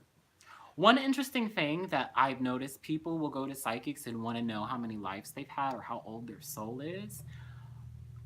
I've heard it spoken in circles that some souls are new. The funny thing is your soul's eternal. It'll never not exist. Whether it reunites with source or it chooses to simply stop incarnating into a physical body, a vehicle, it's eternal. So you're timeless. Your soul is timeless. Don't get caught into the stories about, oh, so-and-so and such is an old soul. Typically when people use that term crystal child or old soul, that's just the soul that's more awakened. If we want to use the term light, their light is more turned on. Make sense? Yeah, bless. I'm holding space for you, flower child. You'll find peace, but it's time you start doing things for you that bring you joy, within respect to your parents. Because I'm not going to tell you to do something your parents told you not to do. Like, I respect that. But do things that feel good for you, whether it's meditating with your crystals or whether you're going to start to design your own tarot deck. Something.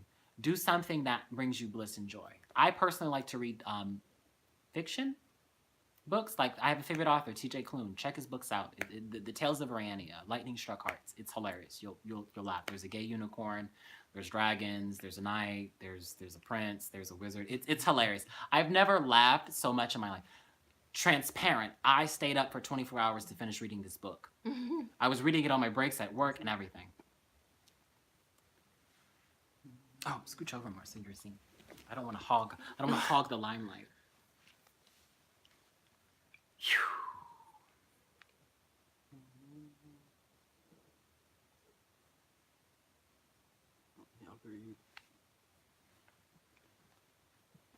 Bree said, yeah, I'm not sure. I believe in new souls, but I feel like everyone can be energy. Like, if you believe in that physical law, that energy can't be destroyed and only transformed. Well, it really can't.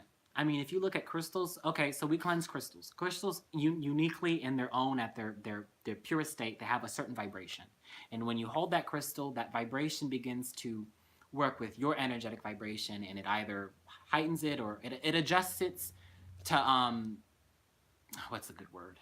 It adjusts it to that frequency. So if you're holding a crystal for protection, it's going to do what it needs to do with your energy. And so sometimes crystals absorb the heavy energy that are in your system. They sometimes act like filters. When you cleanse it, you're releasing that heavy energy and you're sending it on its own energetic cycle to be retransmuted or to change. And the earth naturally does that. I personally bury all my crystals. I'll place them out in the moonlight. I'm not too big with the sun because it damages a lot of crystals, but I bury all my stones. And I understand when I place them back in the womb of the mother, Pachamama, she extracts the heavy energy and she rebalances them and she returns them to their original state or their original frequency or vibration. So we're all energetic beings. At its core essence, our body is the vehicle. Your energy informs the matter. So when you're walking with a certain imprint or a belief about life, that energy informs your chakras of that imprint, and that chakra kind of, how do you say, it dumps that information out and attracts that kind of relationship or attracts whatever that thing is. Excuse my English today. Excuse that. Flower Child's Tarot said, yeah, I will. I love tarot and like to meditate. I'm working on healing my family trauma right now. Drop the working. You're in the process of healing it. And also, I'm not in the business of rescuing. And I want to make a clear understanding. You rescue somebody who does not ask for help. Your duty is to yourself. If your mother asks for help and it's like, hey, like, I don't want to be like this anymore, you have the green light. So be it. Same thing with your sister. But when people try to rescue others when they're not asking for help, it's really about you. I was famous for that. I felt like when I was younger, I had to give somebody so-and-so such and such information. We have a mutual friend. I'm not going to use her name because I know she would want privacy. We'll call them Jade. We have a mutual friend, Jade, that had a birthday, and this was several years back. I think she turned like 22 or 3. And at that birthday, I had been drinking tequila and some Long Island's and some other stuff. And when I'm drinking and I start to feel the effects of it, my lips get more loose and I don't censor information. And so it's not that I can't see things; it's I see things more clearly. And there was a friend of Jade's, um, I'll call them Jennifer, that was there, and they started talking about who I am and what I could do. And I typically don't like to do that at functions because I feel that it's disrespectful. But for whatever reason, I got a strong message that Jennifer's significant other was cheating on her, and I gave her the message. I said, "Hey, you're beautiful, but I'm sorry to tell you, your boyfriend's cheating on you." And in that moment, I could see energetically she shut down and was like, "Whatever." And then I gave a message to somebody else. So anyway, long story short, Jennifer mentioned to Jay that she didn't believe what I said, and I was a bitch, and I was all these other things. A week later, while Jennifer went to her significant other's work, she walked up to his car to find him with another female in his lap. You already know what they were doing, so it was like, oh shit, Craig was right. But I was rescuing. She didn't ask for that. I wasn't operating at the level of permission, so it wasn't received well. Yeah. Not to freak you all out, but I've done tarot readings for myself in 12 months ahead, or what might be coming, and repeatedly the Hierophant would show up and I'd interpret it, or... So, why would it freak us out? Like, that's an interesting verbiage, Ray. What do you mean, not to freak you all out? Hey, Ashley. Hey, reliable Ash. Oh, boom, you're that powerful. Bless. Grateful for that validation for you. The Hierophant for me is always about higher education or higher learning, where it's about a person realizing that they have the keys to their destiny. It's interesting.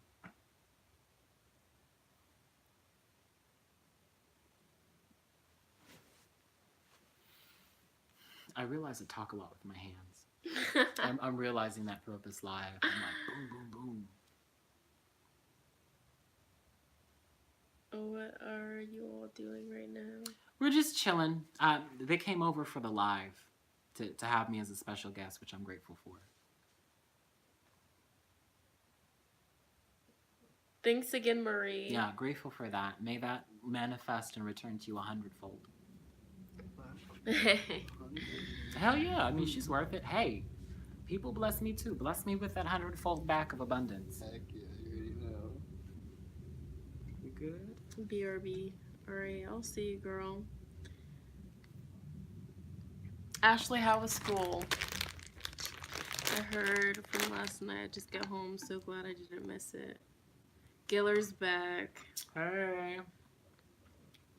Aren't hands meant to be used for talking? You're True. right. They feed me. They love me. They illustrate things. Grateful for the hands. Abundance. Ashley's the one that always hears abundance. Oh, okay. That's Ashley. Bless. Are you in your flow of abundance, Ashley?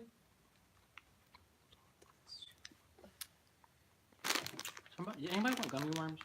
I'm straight. I'm cutting out all. I figured out like since I've been detoxing, that pain that drained away, and now it's like. Have you been using your system. mesa at all? Have you placed any of your kuyas on any area that's feeling heavy? Have you? No, I put the played mesa that? on me though, and I go to sleep with it. I did it the first time when I got sick. Imagine you knocked it out, and now it's like. Now I know exactly like. I guess whatever it was there now it's pushed out, and now it's like it's moving throughout my body. Okay. Through respiratory, so now it's just pushing them out as. Remember how we just talked a about cold. what serpent level tracking? Yeah. Physical. You're going through your physical detox. Exactly. Ooh, interesting. Because I'm like that. Because I already went through it energetically. Turmeric. Oh yeah, turmeric's good. Yeah, grateful. Yeah, Jesus anti-inflammatory. I like oil of oregano. Have you have you guys received it yet? Have you guys ordered it? I got oregano powder. I've been making my own concoctions and stuff, and putting them into capsule. I got mullein leaf. I mixed that with oregano, and I put a little bit of cayenne, and that's been helping a lot. Okay. And I already do turmeric, ginger, so it's been kicking it out because normally like my body would really like fever, all that stuff. So now it's just like I used to little bit get of sick a lot when I was younger, and then as I grew in my ability, I stopped getting sick. Now it's like once in a blue moon, and I'm sick either for a week or 2 weeks tops, and then no more illness. it. But I'm glad because Yeah, whatever that was, that motherfucker was in there. yeah. To the point where The like I guest felt like speaker shit. is Craig. Like That's I, his Hi, name. I nice to like meet you. Ashley stretch my chest, said and that motherfucker would pop. On Yeah. some weird, and now it's just like I can do all this. I'm like, she hasn't. She said she doesn't believe that she's received her abundance. She said she. Okay, so why don't you believe you haven't received your abundance? Because I believe you get too stuck in your head. Overthinking things can sometimes be heavy for people. Abundance is a flow. It's your ability to create and sound like receive a that beer. which you need whenever you need it. So a lot of people like to think, excuse me, yeah, that gummy worm. A lot of people like to think that abundance is only connected to money, and that's not necessarily true. You can have an abundance of love, but to me, when you feel like you're not receiving that level of abundance, it's because you're not allowing yourself to receive it. Why aren't you worthy of receiving it? That which you allow yourself to give should be equal to that which you allow yourself to receive. That's important to understand, especially when you're wanting to start manifesting. If you don't feel worthy of it, the universe is like, okay, you want it, you're asking for it, but you're not worthy of it. You're telling yourself that we agree, Tathastu, so be it. And so you won't receive it. Get really clear in understanding how powerful you are. I don't subscribe to that belief that nobody's powerful. No, everybody on this earth is powerful. It's just that you're so asleep to the level of power you possess. You're powerful. You're constantly creating. The power you walk with to create and heal is equal to what you walk with to destroy. One is not greater than the other. It's just your awareness of it and how you choose to utilize it. Oh, she said, I haven't been communicating, so I think when I communicate, I think it be coming.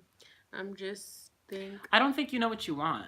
And I'm not saying that in like a mean way. I just really vibe that you're unsure of what it is that you need or want. And once you have that clarity, it's going to come.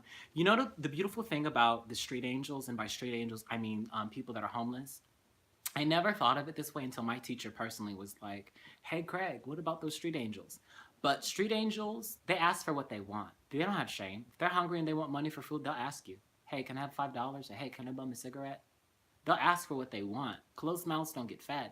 Like, what do you deserve? Right now in this moment, what are you worthy of? Tell me. Mm-hmm. Oh, yeah. If you, Phantom, if you know how to set up readings with Shonnetta, there's that way. We're not particularly doing readings. I've answered some questions if people have had questions about power animals or things like that. It just depends.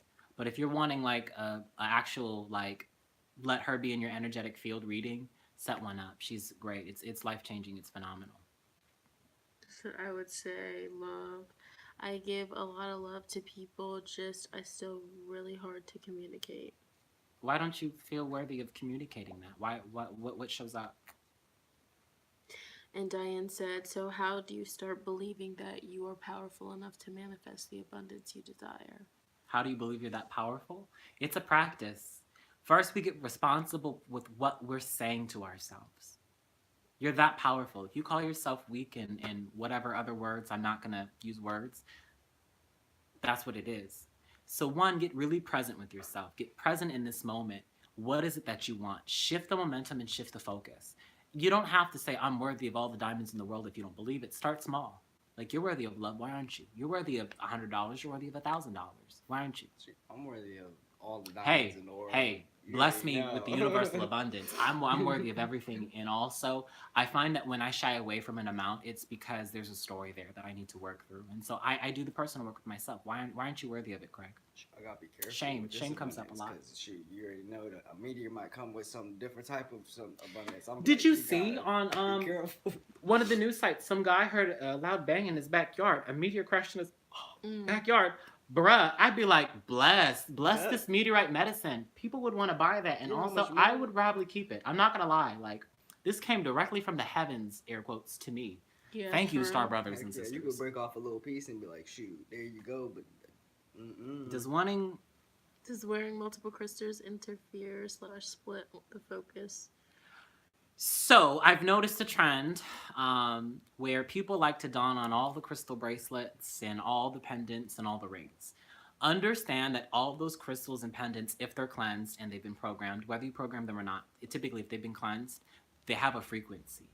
Not all frequencies mix. I don't recommend wearing hematite and amethyst at the same time. It sometimes causes a depressed space in people. So my advice to people is to start experimenting, carry one stone at a time, and then carry another stone with that stone and see how you feel and what occurs throughout the day and see what vibes for you. I have certain stones that I don't vibe with. They have stones that they vibe with that I don't. I have stones that I vibe with that I don't know if they vibe with or not, you know? But it's experiential. The only way you're going to have the answer to that is if you try and experience it. We can approach it at the intellectual level, but that may not give you the answer that's accurate for you. Oop, my ankle. Oh my gosh, do you guys believe human beings went to the moon? I'm not going to speak on conspiracies. Like, I know a lot of people want to know about that. I don't know. I can't say for certain because I wasn't there and I was never part of any of those government agencies. I know that we were told, and then I know people are circulating the boot, and then they're like, well, that's the outer covering of the boot. I don't know. I would believe since we have all these what do you call them? Spaceships now that you can fly out. Probably. Did it originally occur when he said he went on it? I don't know. I know people have been talking a lot about chemtrails. I have shamans that I know that get really emotional when they talk about chemtrails. Yeah. I watched them. I have other people who believe in them. I've noticed a trend though. But then I know people who work on jets or planes, and they can explain to me based off their education of actually building and working and breaking down these things, why you see those smoke trails or chemtrails after. But I would tell you, read a lot, but don't believe everything you read. Read everything, believe nothing. Well, and Shonnetta knows what I've been going through too, so again, I'm just trying to find myself and trying to let other people... Drop trying from your vocabulary. Let me illustrate this. My niece, when she became a sophomore, she's perpetually late to school, and she said, Uncle CJ, I'm going to try to be on time. I said, okay, try or you will. And she's like, no, I'm going to try. I said, okay, Anak. What is more threatening? I'm going to try to murder this bitch, or I'm going to murder this bitch. If somebody was like, I'm going to murder you, I'm going to be like, well, fuck, like, try me. They serious. If I'm going to try, that leaves room for doubt. Be really clear with how you speak your world into being. Try is rooted in doubt. Hope, I'm not a big believer in people hoping for things. Just like going. Perfect. Bless. Yes. I have the urge to heal one of my friends. He is an Aries, Sun, Scorpio, Moon, Cancer, Rising. I don't think he's ready. So I would tell you to look at what you're wanting to heal in him and see where that's being reflected in your life. You have to have a firm foundation in yourself and have weeded your garden to be able to help another person. Because let me explain something to you. A healer can only help you to the level of which they can carry the medicine. If you're working with a healer in another spectrum, Reiki or whatever, and they have a story about abuse and you're coming to them for healing about abuse and they're actually in the throes of an abusive relationship, they're not going to be able to help you step out of it. I don't care what anybody tells you. In my experience, if you have not come full circle with that, or if you're not at a higher, I don't want to say higher, but if you're not at a more refined area with that, they can't help you. So weed your garden. It's time you weed your garden and plant new seeds. What seeds are you wanting to plant? Love, peace, freedom. If you're feeling like you're the bird in the cage, melt the bars. Blink the cage out of existence. Do whatever you have to do. Free yourself. You're the one that holds that lock and that key.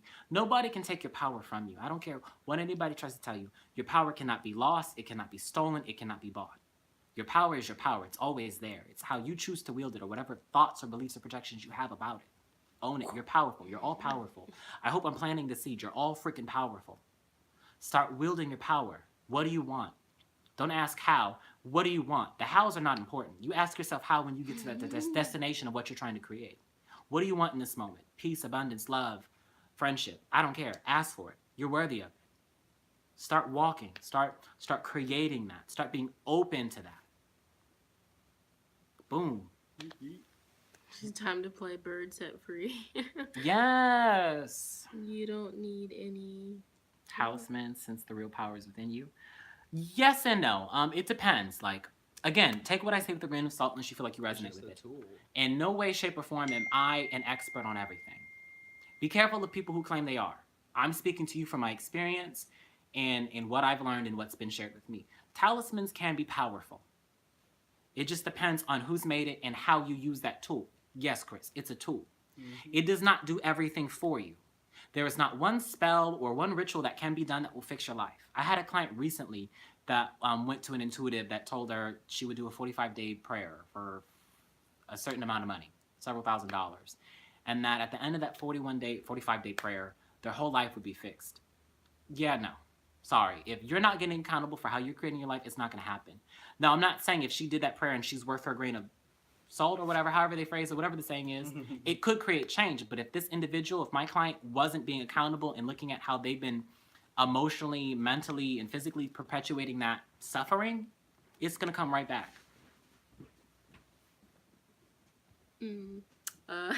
That's what Craig's monologue is reminding me of. Of what? That song. Oh, bless. I have to listen to that song later. It's like briefly there, but it's not fully there.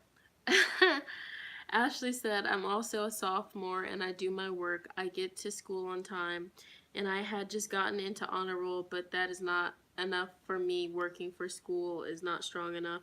What would you do? She said, I don't do sports and I can't really get it, but... What would you start with? Okay, and so what's the question underneath this? So go a little deeper. What do you mean, what would I start with? What would I recommend you start with what? Creating new friendships? What? More peace, more love? Hey, Clarence. Hey. Long time no see, Clarence. They said, congrats on making honor roll. Oh, yeah, congrats. Like, look at you. Congrats. What else? Oh, Flower Child's Tarot. What crystals should I use right now? That's what she's wondering. I'm going to answer your question with a question. What crystals call out to you? What crystals feel good for you? Start there. Excuse me, got a text message. You can go ahead and read it. She said, like life, what would you focus on mentally? You know, I think to the Beyonce song, Pretty Hurts, and there's like a certain segment, I believe it's in Pretty Hurts, where they ask, what do you aspire to? And she says, to be happy. Nobody's going to make you happy. Nobody's going to make it their life mission. Your parents may do to an extent, but you are directly responsible, like, for your happiness, for your love, for your peace.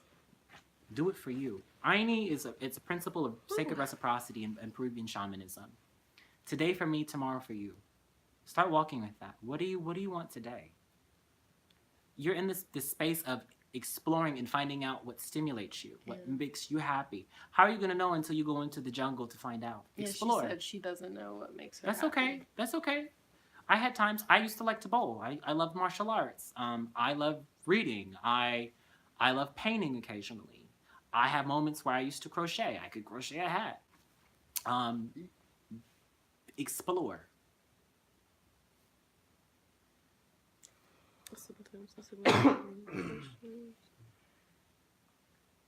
Ooh.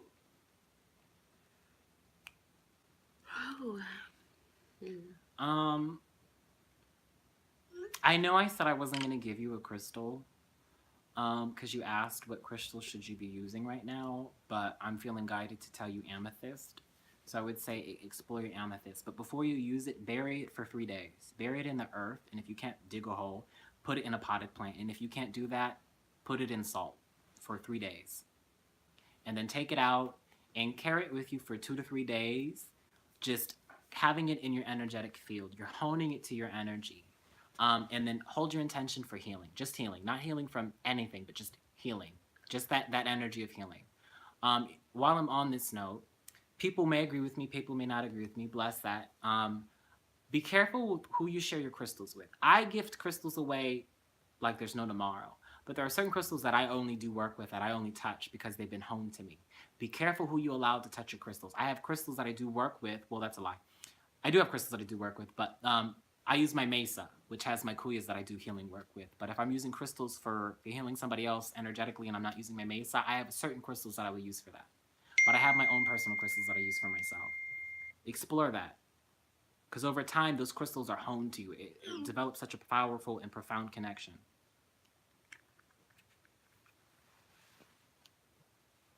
Clarence, my day's going good. How's your day going? We're just chilling. What else? Ashley said, okay, let me see. Chelsea said, try gratitude and enjoying moments. Yeah, what are you grateful? Thank you. Thank you for that. Gratitude is the foundation. One thing I'll do is I'll step outside and I'll take a breath and I'll feel the wind on my skin. I'll feel the sun kissing my skin, and whatever I see is beautiful, I say thank you. Yes, what's up, Mesa? 2 seconds. Let me see. I wasn't gonna do this, but I'll show. I just want to open it. Yeet. So this is my mesa. I'm not gonna open it because it's sacred to me, and it's not that I don't want to share it with you guys, but it just doesn't feel right for me to open it. My mesa has stones in it that I've done my own healing work. My mesa has received rites of initiation in the Peruvian shamanic tradition. And so on a level, it's connected to my teacher's stones and their stones, so on and so forth, to the first original kuya. But for conversation's sake, it's a bundle of medicine that I use to support other people in healing. Not curing. I'm not in the business of curing. It's not like come to me and you have this headache and you're going to leave with it gone. I can't guarantee that. But we'll take a look at what might have caused that headache, or if you have air quotes cancer. Not that I'm saying cancer's not real, but if your symptom that's showing up is cancer, we'll look at what was going on. When I find that people have cancer show up in their life, it's typically for me connected to repressed feelings. And so we explore it. But a mesa is a bundle of medicine. It's an altar that connects me with everything. It's the micro of the macro. It's hard to explain. Google. Is that good? Oh, my mom said that too. That's what Giller said. Oh, bless. So, what else were people saying? Ashley said, I like to sing, but I'm so dang scared to let my voice be heard, especially my parents. That's okay. Like, do what's comfortable. Sing in the shower. Like, bless, laugh. I've learned to laugh at myself. I used to be able to sing when I was in middle school, and then, like, puberty and my voice box changed, and I went to the doctor because my voice would fluctuate so much. And he said I had an abnormally large voice box. So my vocal range fluctuates. After that, I couldn't sing. But I still sing, like, just for fun. Like, I have a friend, Montel, that he actually sings. Like, he's amazing. It's a beautiful voice. And I'll sing with him in the car, and it's hilarious because I have no shame. Like, I do it for fun. I crack myself up. Flower Child's Tarot question, is my third eye awakening? Do you feel that it's awakening? Be careful with these questions you ask other people. Like, sit with yourself. And you actually read tarot cards, right? Right? Which one? Yeah. Yeah. If you're reading tarot cards, your third eye's opening. Your third eye's connected with your ability to see. So it continues to grow as you expand your perception and your view on things. It's also you do your personal work. Flower Child's Tarot said, holy shit, I was thinking amethyst. Boom.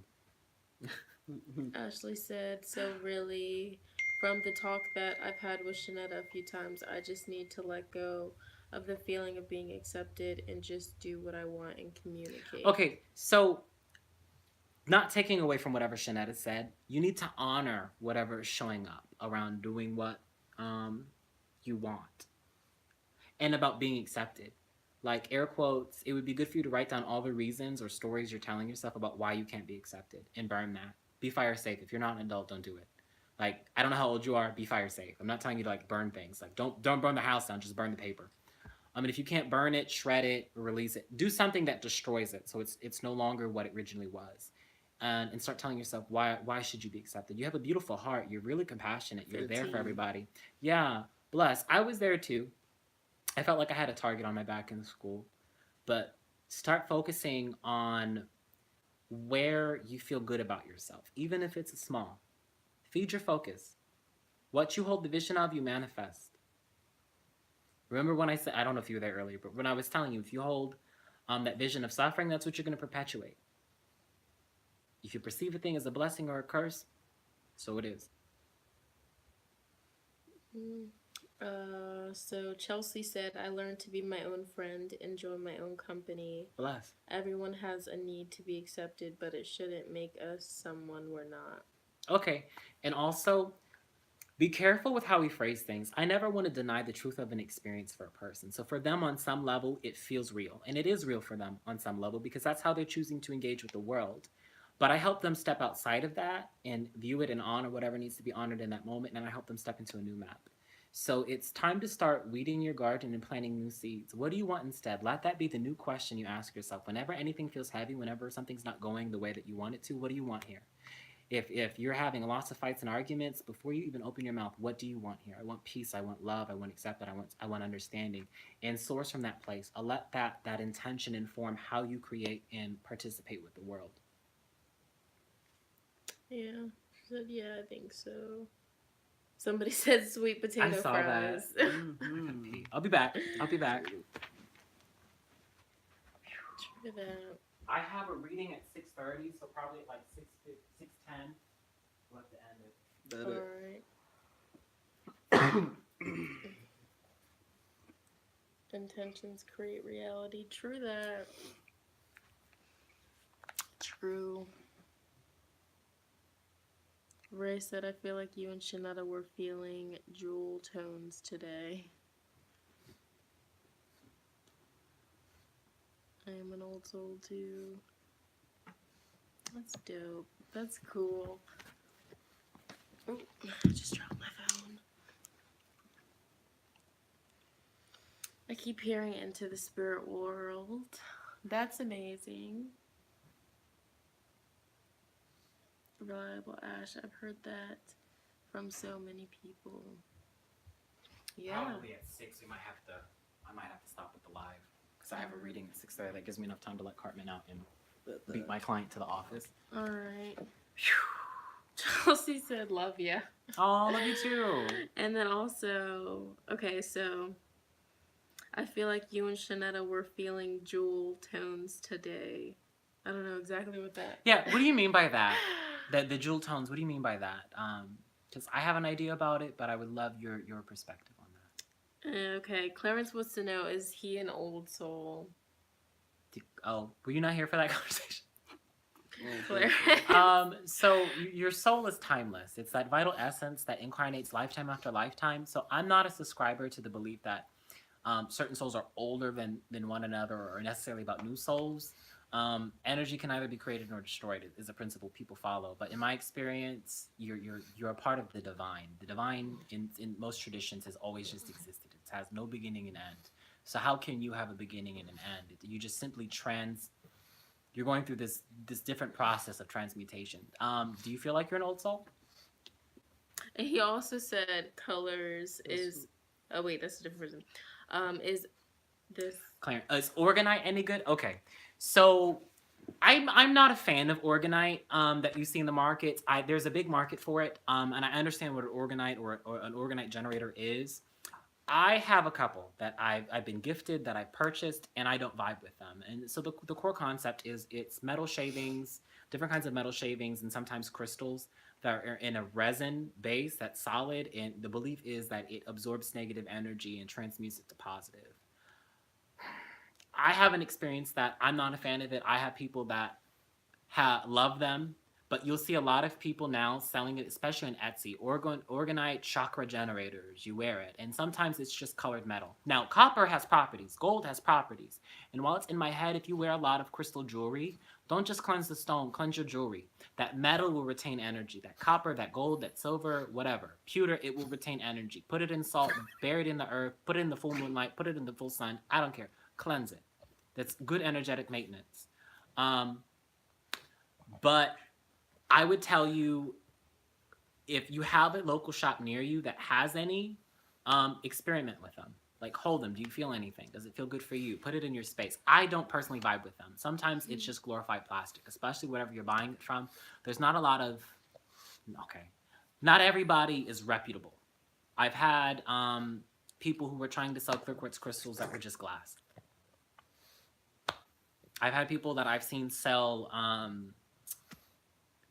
Auralite 23, and it's just been amethyst with some inclusions and not the actual makeup of Auralite 23. So be very careful. Really inform yourself. Like, do the research and then experience it for yourself. Ashley said, "Oh, only 30 minutes with you." No, I'm sorry. I'll probably, not probably, most likely, almost certainly, I'm gonna do another live with Shonnetta, Yes. and Chris.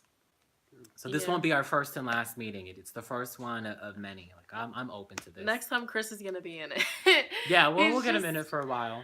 Okay, Ashley said, biggest question, how do I get started with my life? Because I have all these visions on what I want to do, but I'm not starting because I'm scared of getting denied or limited from my parents. Okay, so good that you recognize how truly powerful you are, and also closed mouths don't get fed. You've heard me say this a lot.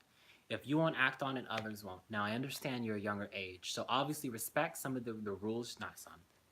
Let me retract that. Respect what your parents tell you. If your parents tell you you can't do something, respect that. I'm not your parent. I can't tell you what you can and can't do. But hold the visions. Keep holding them. Hold that vision, and start allowing yourself to see the opportunities that present themselves. I mean, you're gonna be 18 soon. You know, you have a couple of years. Like, just work with the space that you have. Ray said, I vibe with Lapis Lazuli. Also, Ray said, okay, we already did that. Keep peering into the spirit world. Yeah, where's that? Yeah. Okay, Flower. I keep peering into the spirit world. Bless that. Mm-hmm. What was my most influential past life? I would tell you it's more powerful if you have the experience yourself. I'm not gonna reveal that to you. I respect you. I have love for you profoundly. But I would be doing you a disservice on your soul's journey if I were to just say, boom, it was this life with such and such. Do some meditation. I really recommend the book. It's by Alberto Villoldo, Mending the Past and Healing the Future with Shamanic Soul Retrieval, I think it's called. The Shamanic Art of Soul Retrieval. I have a phone. Give me 2 seconds. So I'm not lying. That's a great book that will help you to do these journeys yourself. Hey, Michaela, what's up? Hey, Phyllis.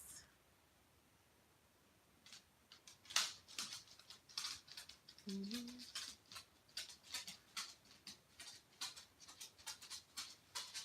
Yeah, it's been re-released as Soul Journeying: Shamanic Tools for Finding Your Destiny and Recovering Your Spirit. That's the same book as the one I was talking about, Mending the Past and Healing the Future with Soul Retrieval. They're both the same thing. It's just been updated and new information has been added. But that's a great book. Shoot, I'm gonna pick up that book myself. Yeah. There's a CD too. He has a CD. I think it's only offered on the Four Winds Society's website. It might be on Amazon. I'm not sure. I'm a lover of Prime. What do you guys read and watch when it's not spiritually related? I love anime. I watch Black Clover. I rewatch Naruto Shippuden. There's a lot of anime that I actually watch. I like Fairy Tail. I watched The New Charmed. I watched Legacies. I watched The Flash. I watched Supergirl. I just watched Siempre Bruja on Netflix. I really enjoyed it. I watch shows that are supernatural, and also, like, I love South Park. I love Rick and Morty. I love things that make me laugh. That gives you a taste. I watch things about pugs. Hey. Pugs are life. They're the most majestic. Let it be known that I will be known in the future as the pug shaman. Not because I will shaman pugs, but because I'm a shaman that loves pugs and walks with that medicine. Yes. Anything else before we have to end it? We have a couple more minutes. Okay, so wrapping this up, I'll let you pick and choose what you want to. Do I do questions? I do questions. We have a time constraint. If you can get it out, I'll try to answer it. What do you guys read and watch? We already did that. Do I have any psychic gifts? I feel like I've kind of given you insight into that, Phyllis. When I say your guides are reaching out to you, everybody is gifted. Everybody has a certain level of intuitive development that they can reach. Some are deeper than others, but yeah, like you're asking, you've had experiences. I'm willing to bet that you can perceive things. For me, I vibe more with like psychic feeling. Okay. That's what you said the last time. But if I can't do anything at the time, how do I continue to hold it? I had a breakdown the other day because I was thinking so much I want to do, but I was overthinking it and I can't do it because you're answering your own questions. Like you're really self-aware. I'm not going to validate this space of powerlessness for you. That's a disservice to you. You're powerful. The only limitations you have, besides the one your parents are forcing, are the ones you choose not to dance around. A part of spirituality is mastering this artistry of dance. And I don't mean just physical dance, but your ability to dance around or through or above, or however you want to phrase it, these obstacles. Okay, what do you want instead? What's the space that you can stand? If you look down at your feet now, where are you standing and where are you wanting to go? Oh. Yeah, you have it. You're just trying to get clarity and understanding.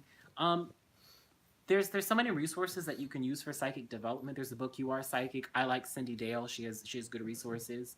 But just paying attention to what you're feeling. Bye, Flower Child's Tarot. Wondering if O likes me. He's confusing me and stressing me. I'm going to be extremely cutthroat and tell you, Michaela, that you want to revisit your taste in partners. This individual, I just feel like there's a block. I would tell you to bless him and keep trucking and find another individual that respects you and sees you and is more communicative, because there's a story there for you. Shamans that love pugs. I've got stuffed pug in my room. Yes, Murphy. Yes, hey Murphy. And bam, I'm telling you, pugs are real and deep. Cartman is my shadow. I had 2 other pugs that have passed away in the prior years, and my life would not be the same without them. Like I'm a pug lover for life. Thank you all so much. Grateful. Gotta go. Bye. Oh, Clarence, you're 15. I'm 15 and I feel like there's a school vibration that's the school, and it sucks. Like it sucks all my good. Wear tourmaline. Tourmaline's a great stone. Or surround yourself with gold light, or call upon your psychic gatekeepers or your spiritual guides and guardians and ask them to be present and to protect you as you go about your day.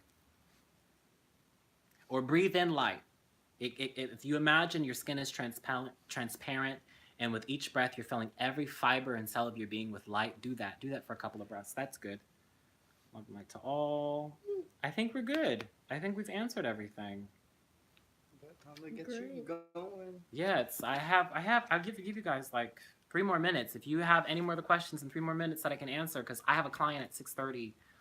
And I actually have to get to the office to prepare. I would love to answer a few more questions. Boom. Yes, let me see. Ooh, where'd it go? Let me see. I don't know how that works. Perfect. Okay.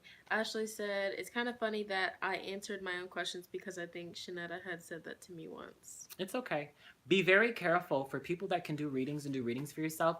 I don't advise you to keep doing the same reading for yourself back to back. If you keep going to a reading seeking a specific answer, your guides are going to say, okay, not F it, but they're going to be like, here's what you want to see.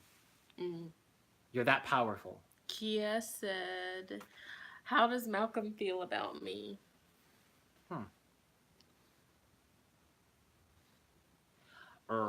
Okay, so take what I say with a grain of salt unless you feel like you resonate with it. When I tune into this individual Malcolm, I immediately hit a wall. I don't know how emotionally communicative he is, but I don't feel the vibe for between you two. Not saying that there isn't something there, but when I tune into a couple or a relationship, I typically get a ping if there's a mutual connection, something that can be built upon and grow. And I'm not vibing that there.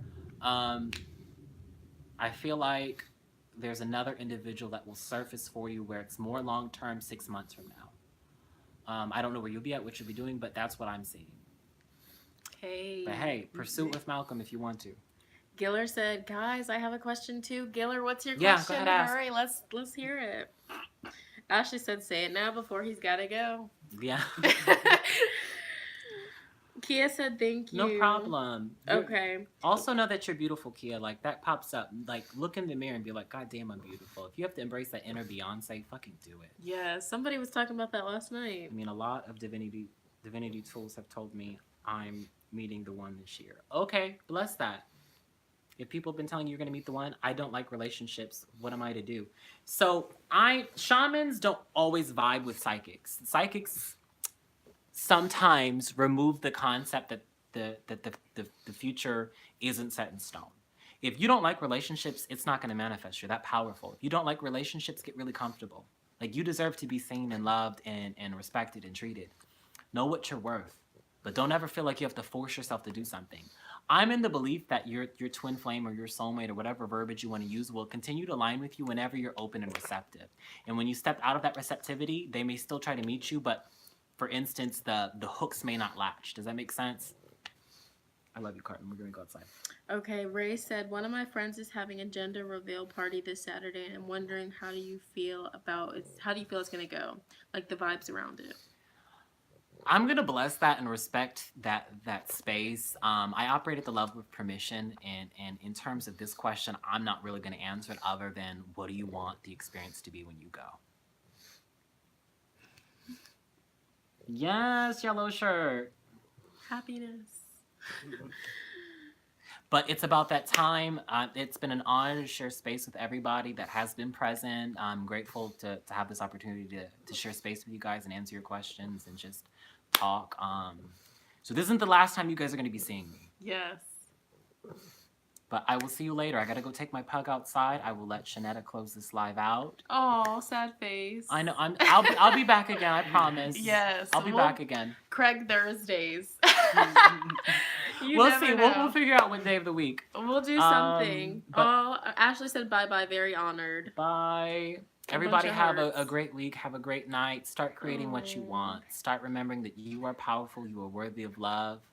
The world is your diamond, oyster, pearl, whatever. Giller said really quick, when will we see you again? We're gonna talk about it. We'll put it out. We'll sit and share space. Yes. But everybody have a great night. Bye. All right. Bye, guys. Bye. Take care.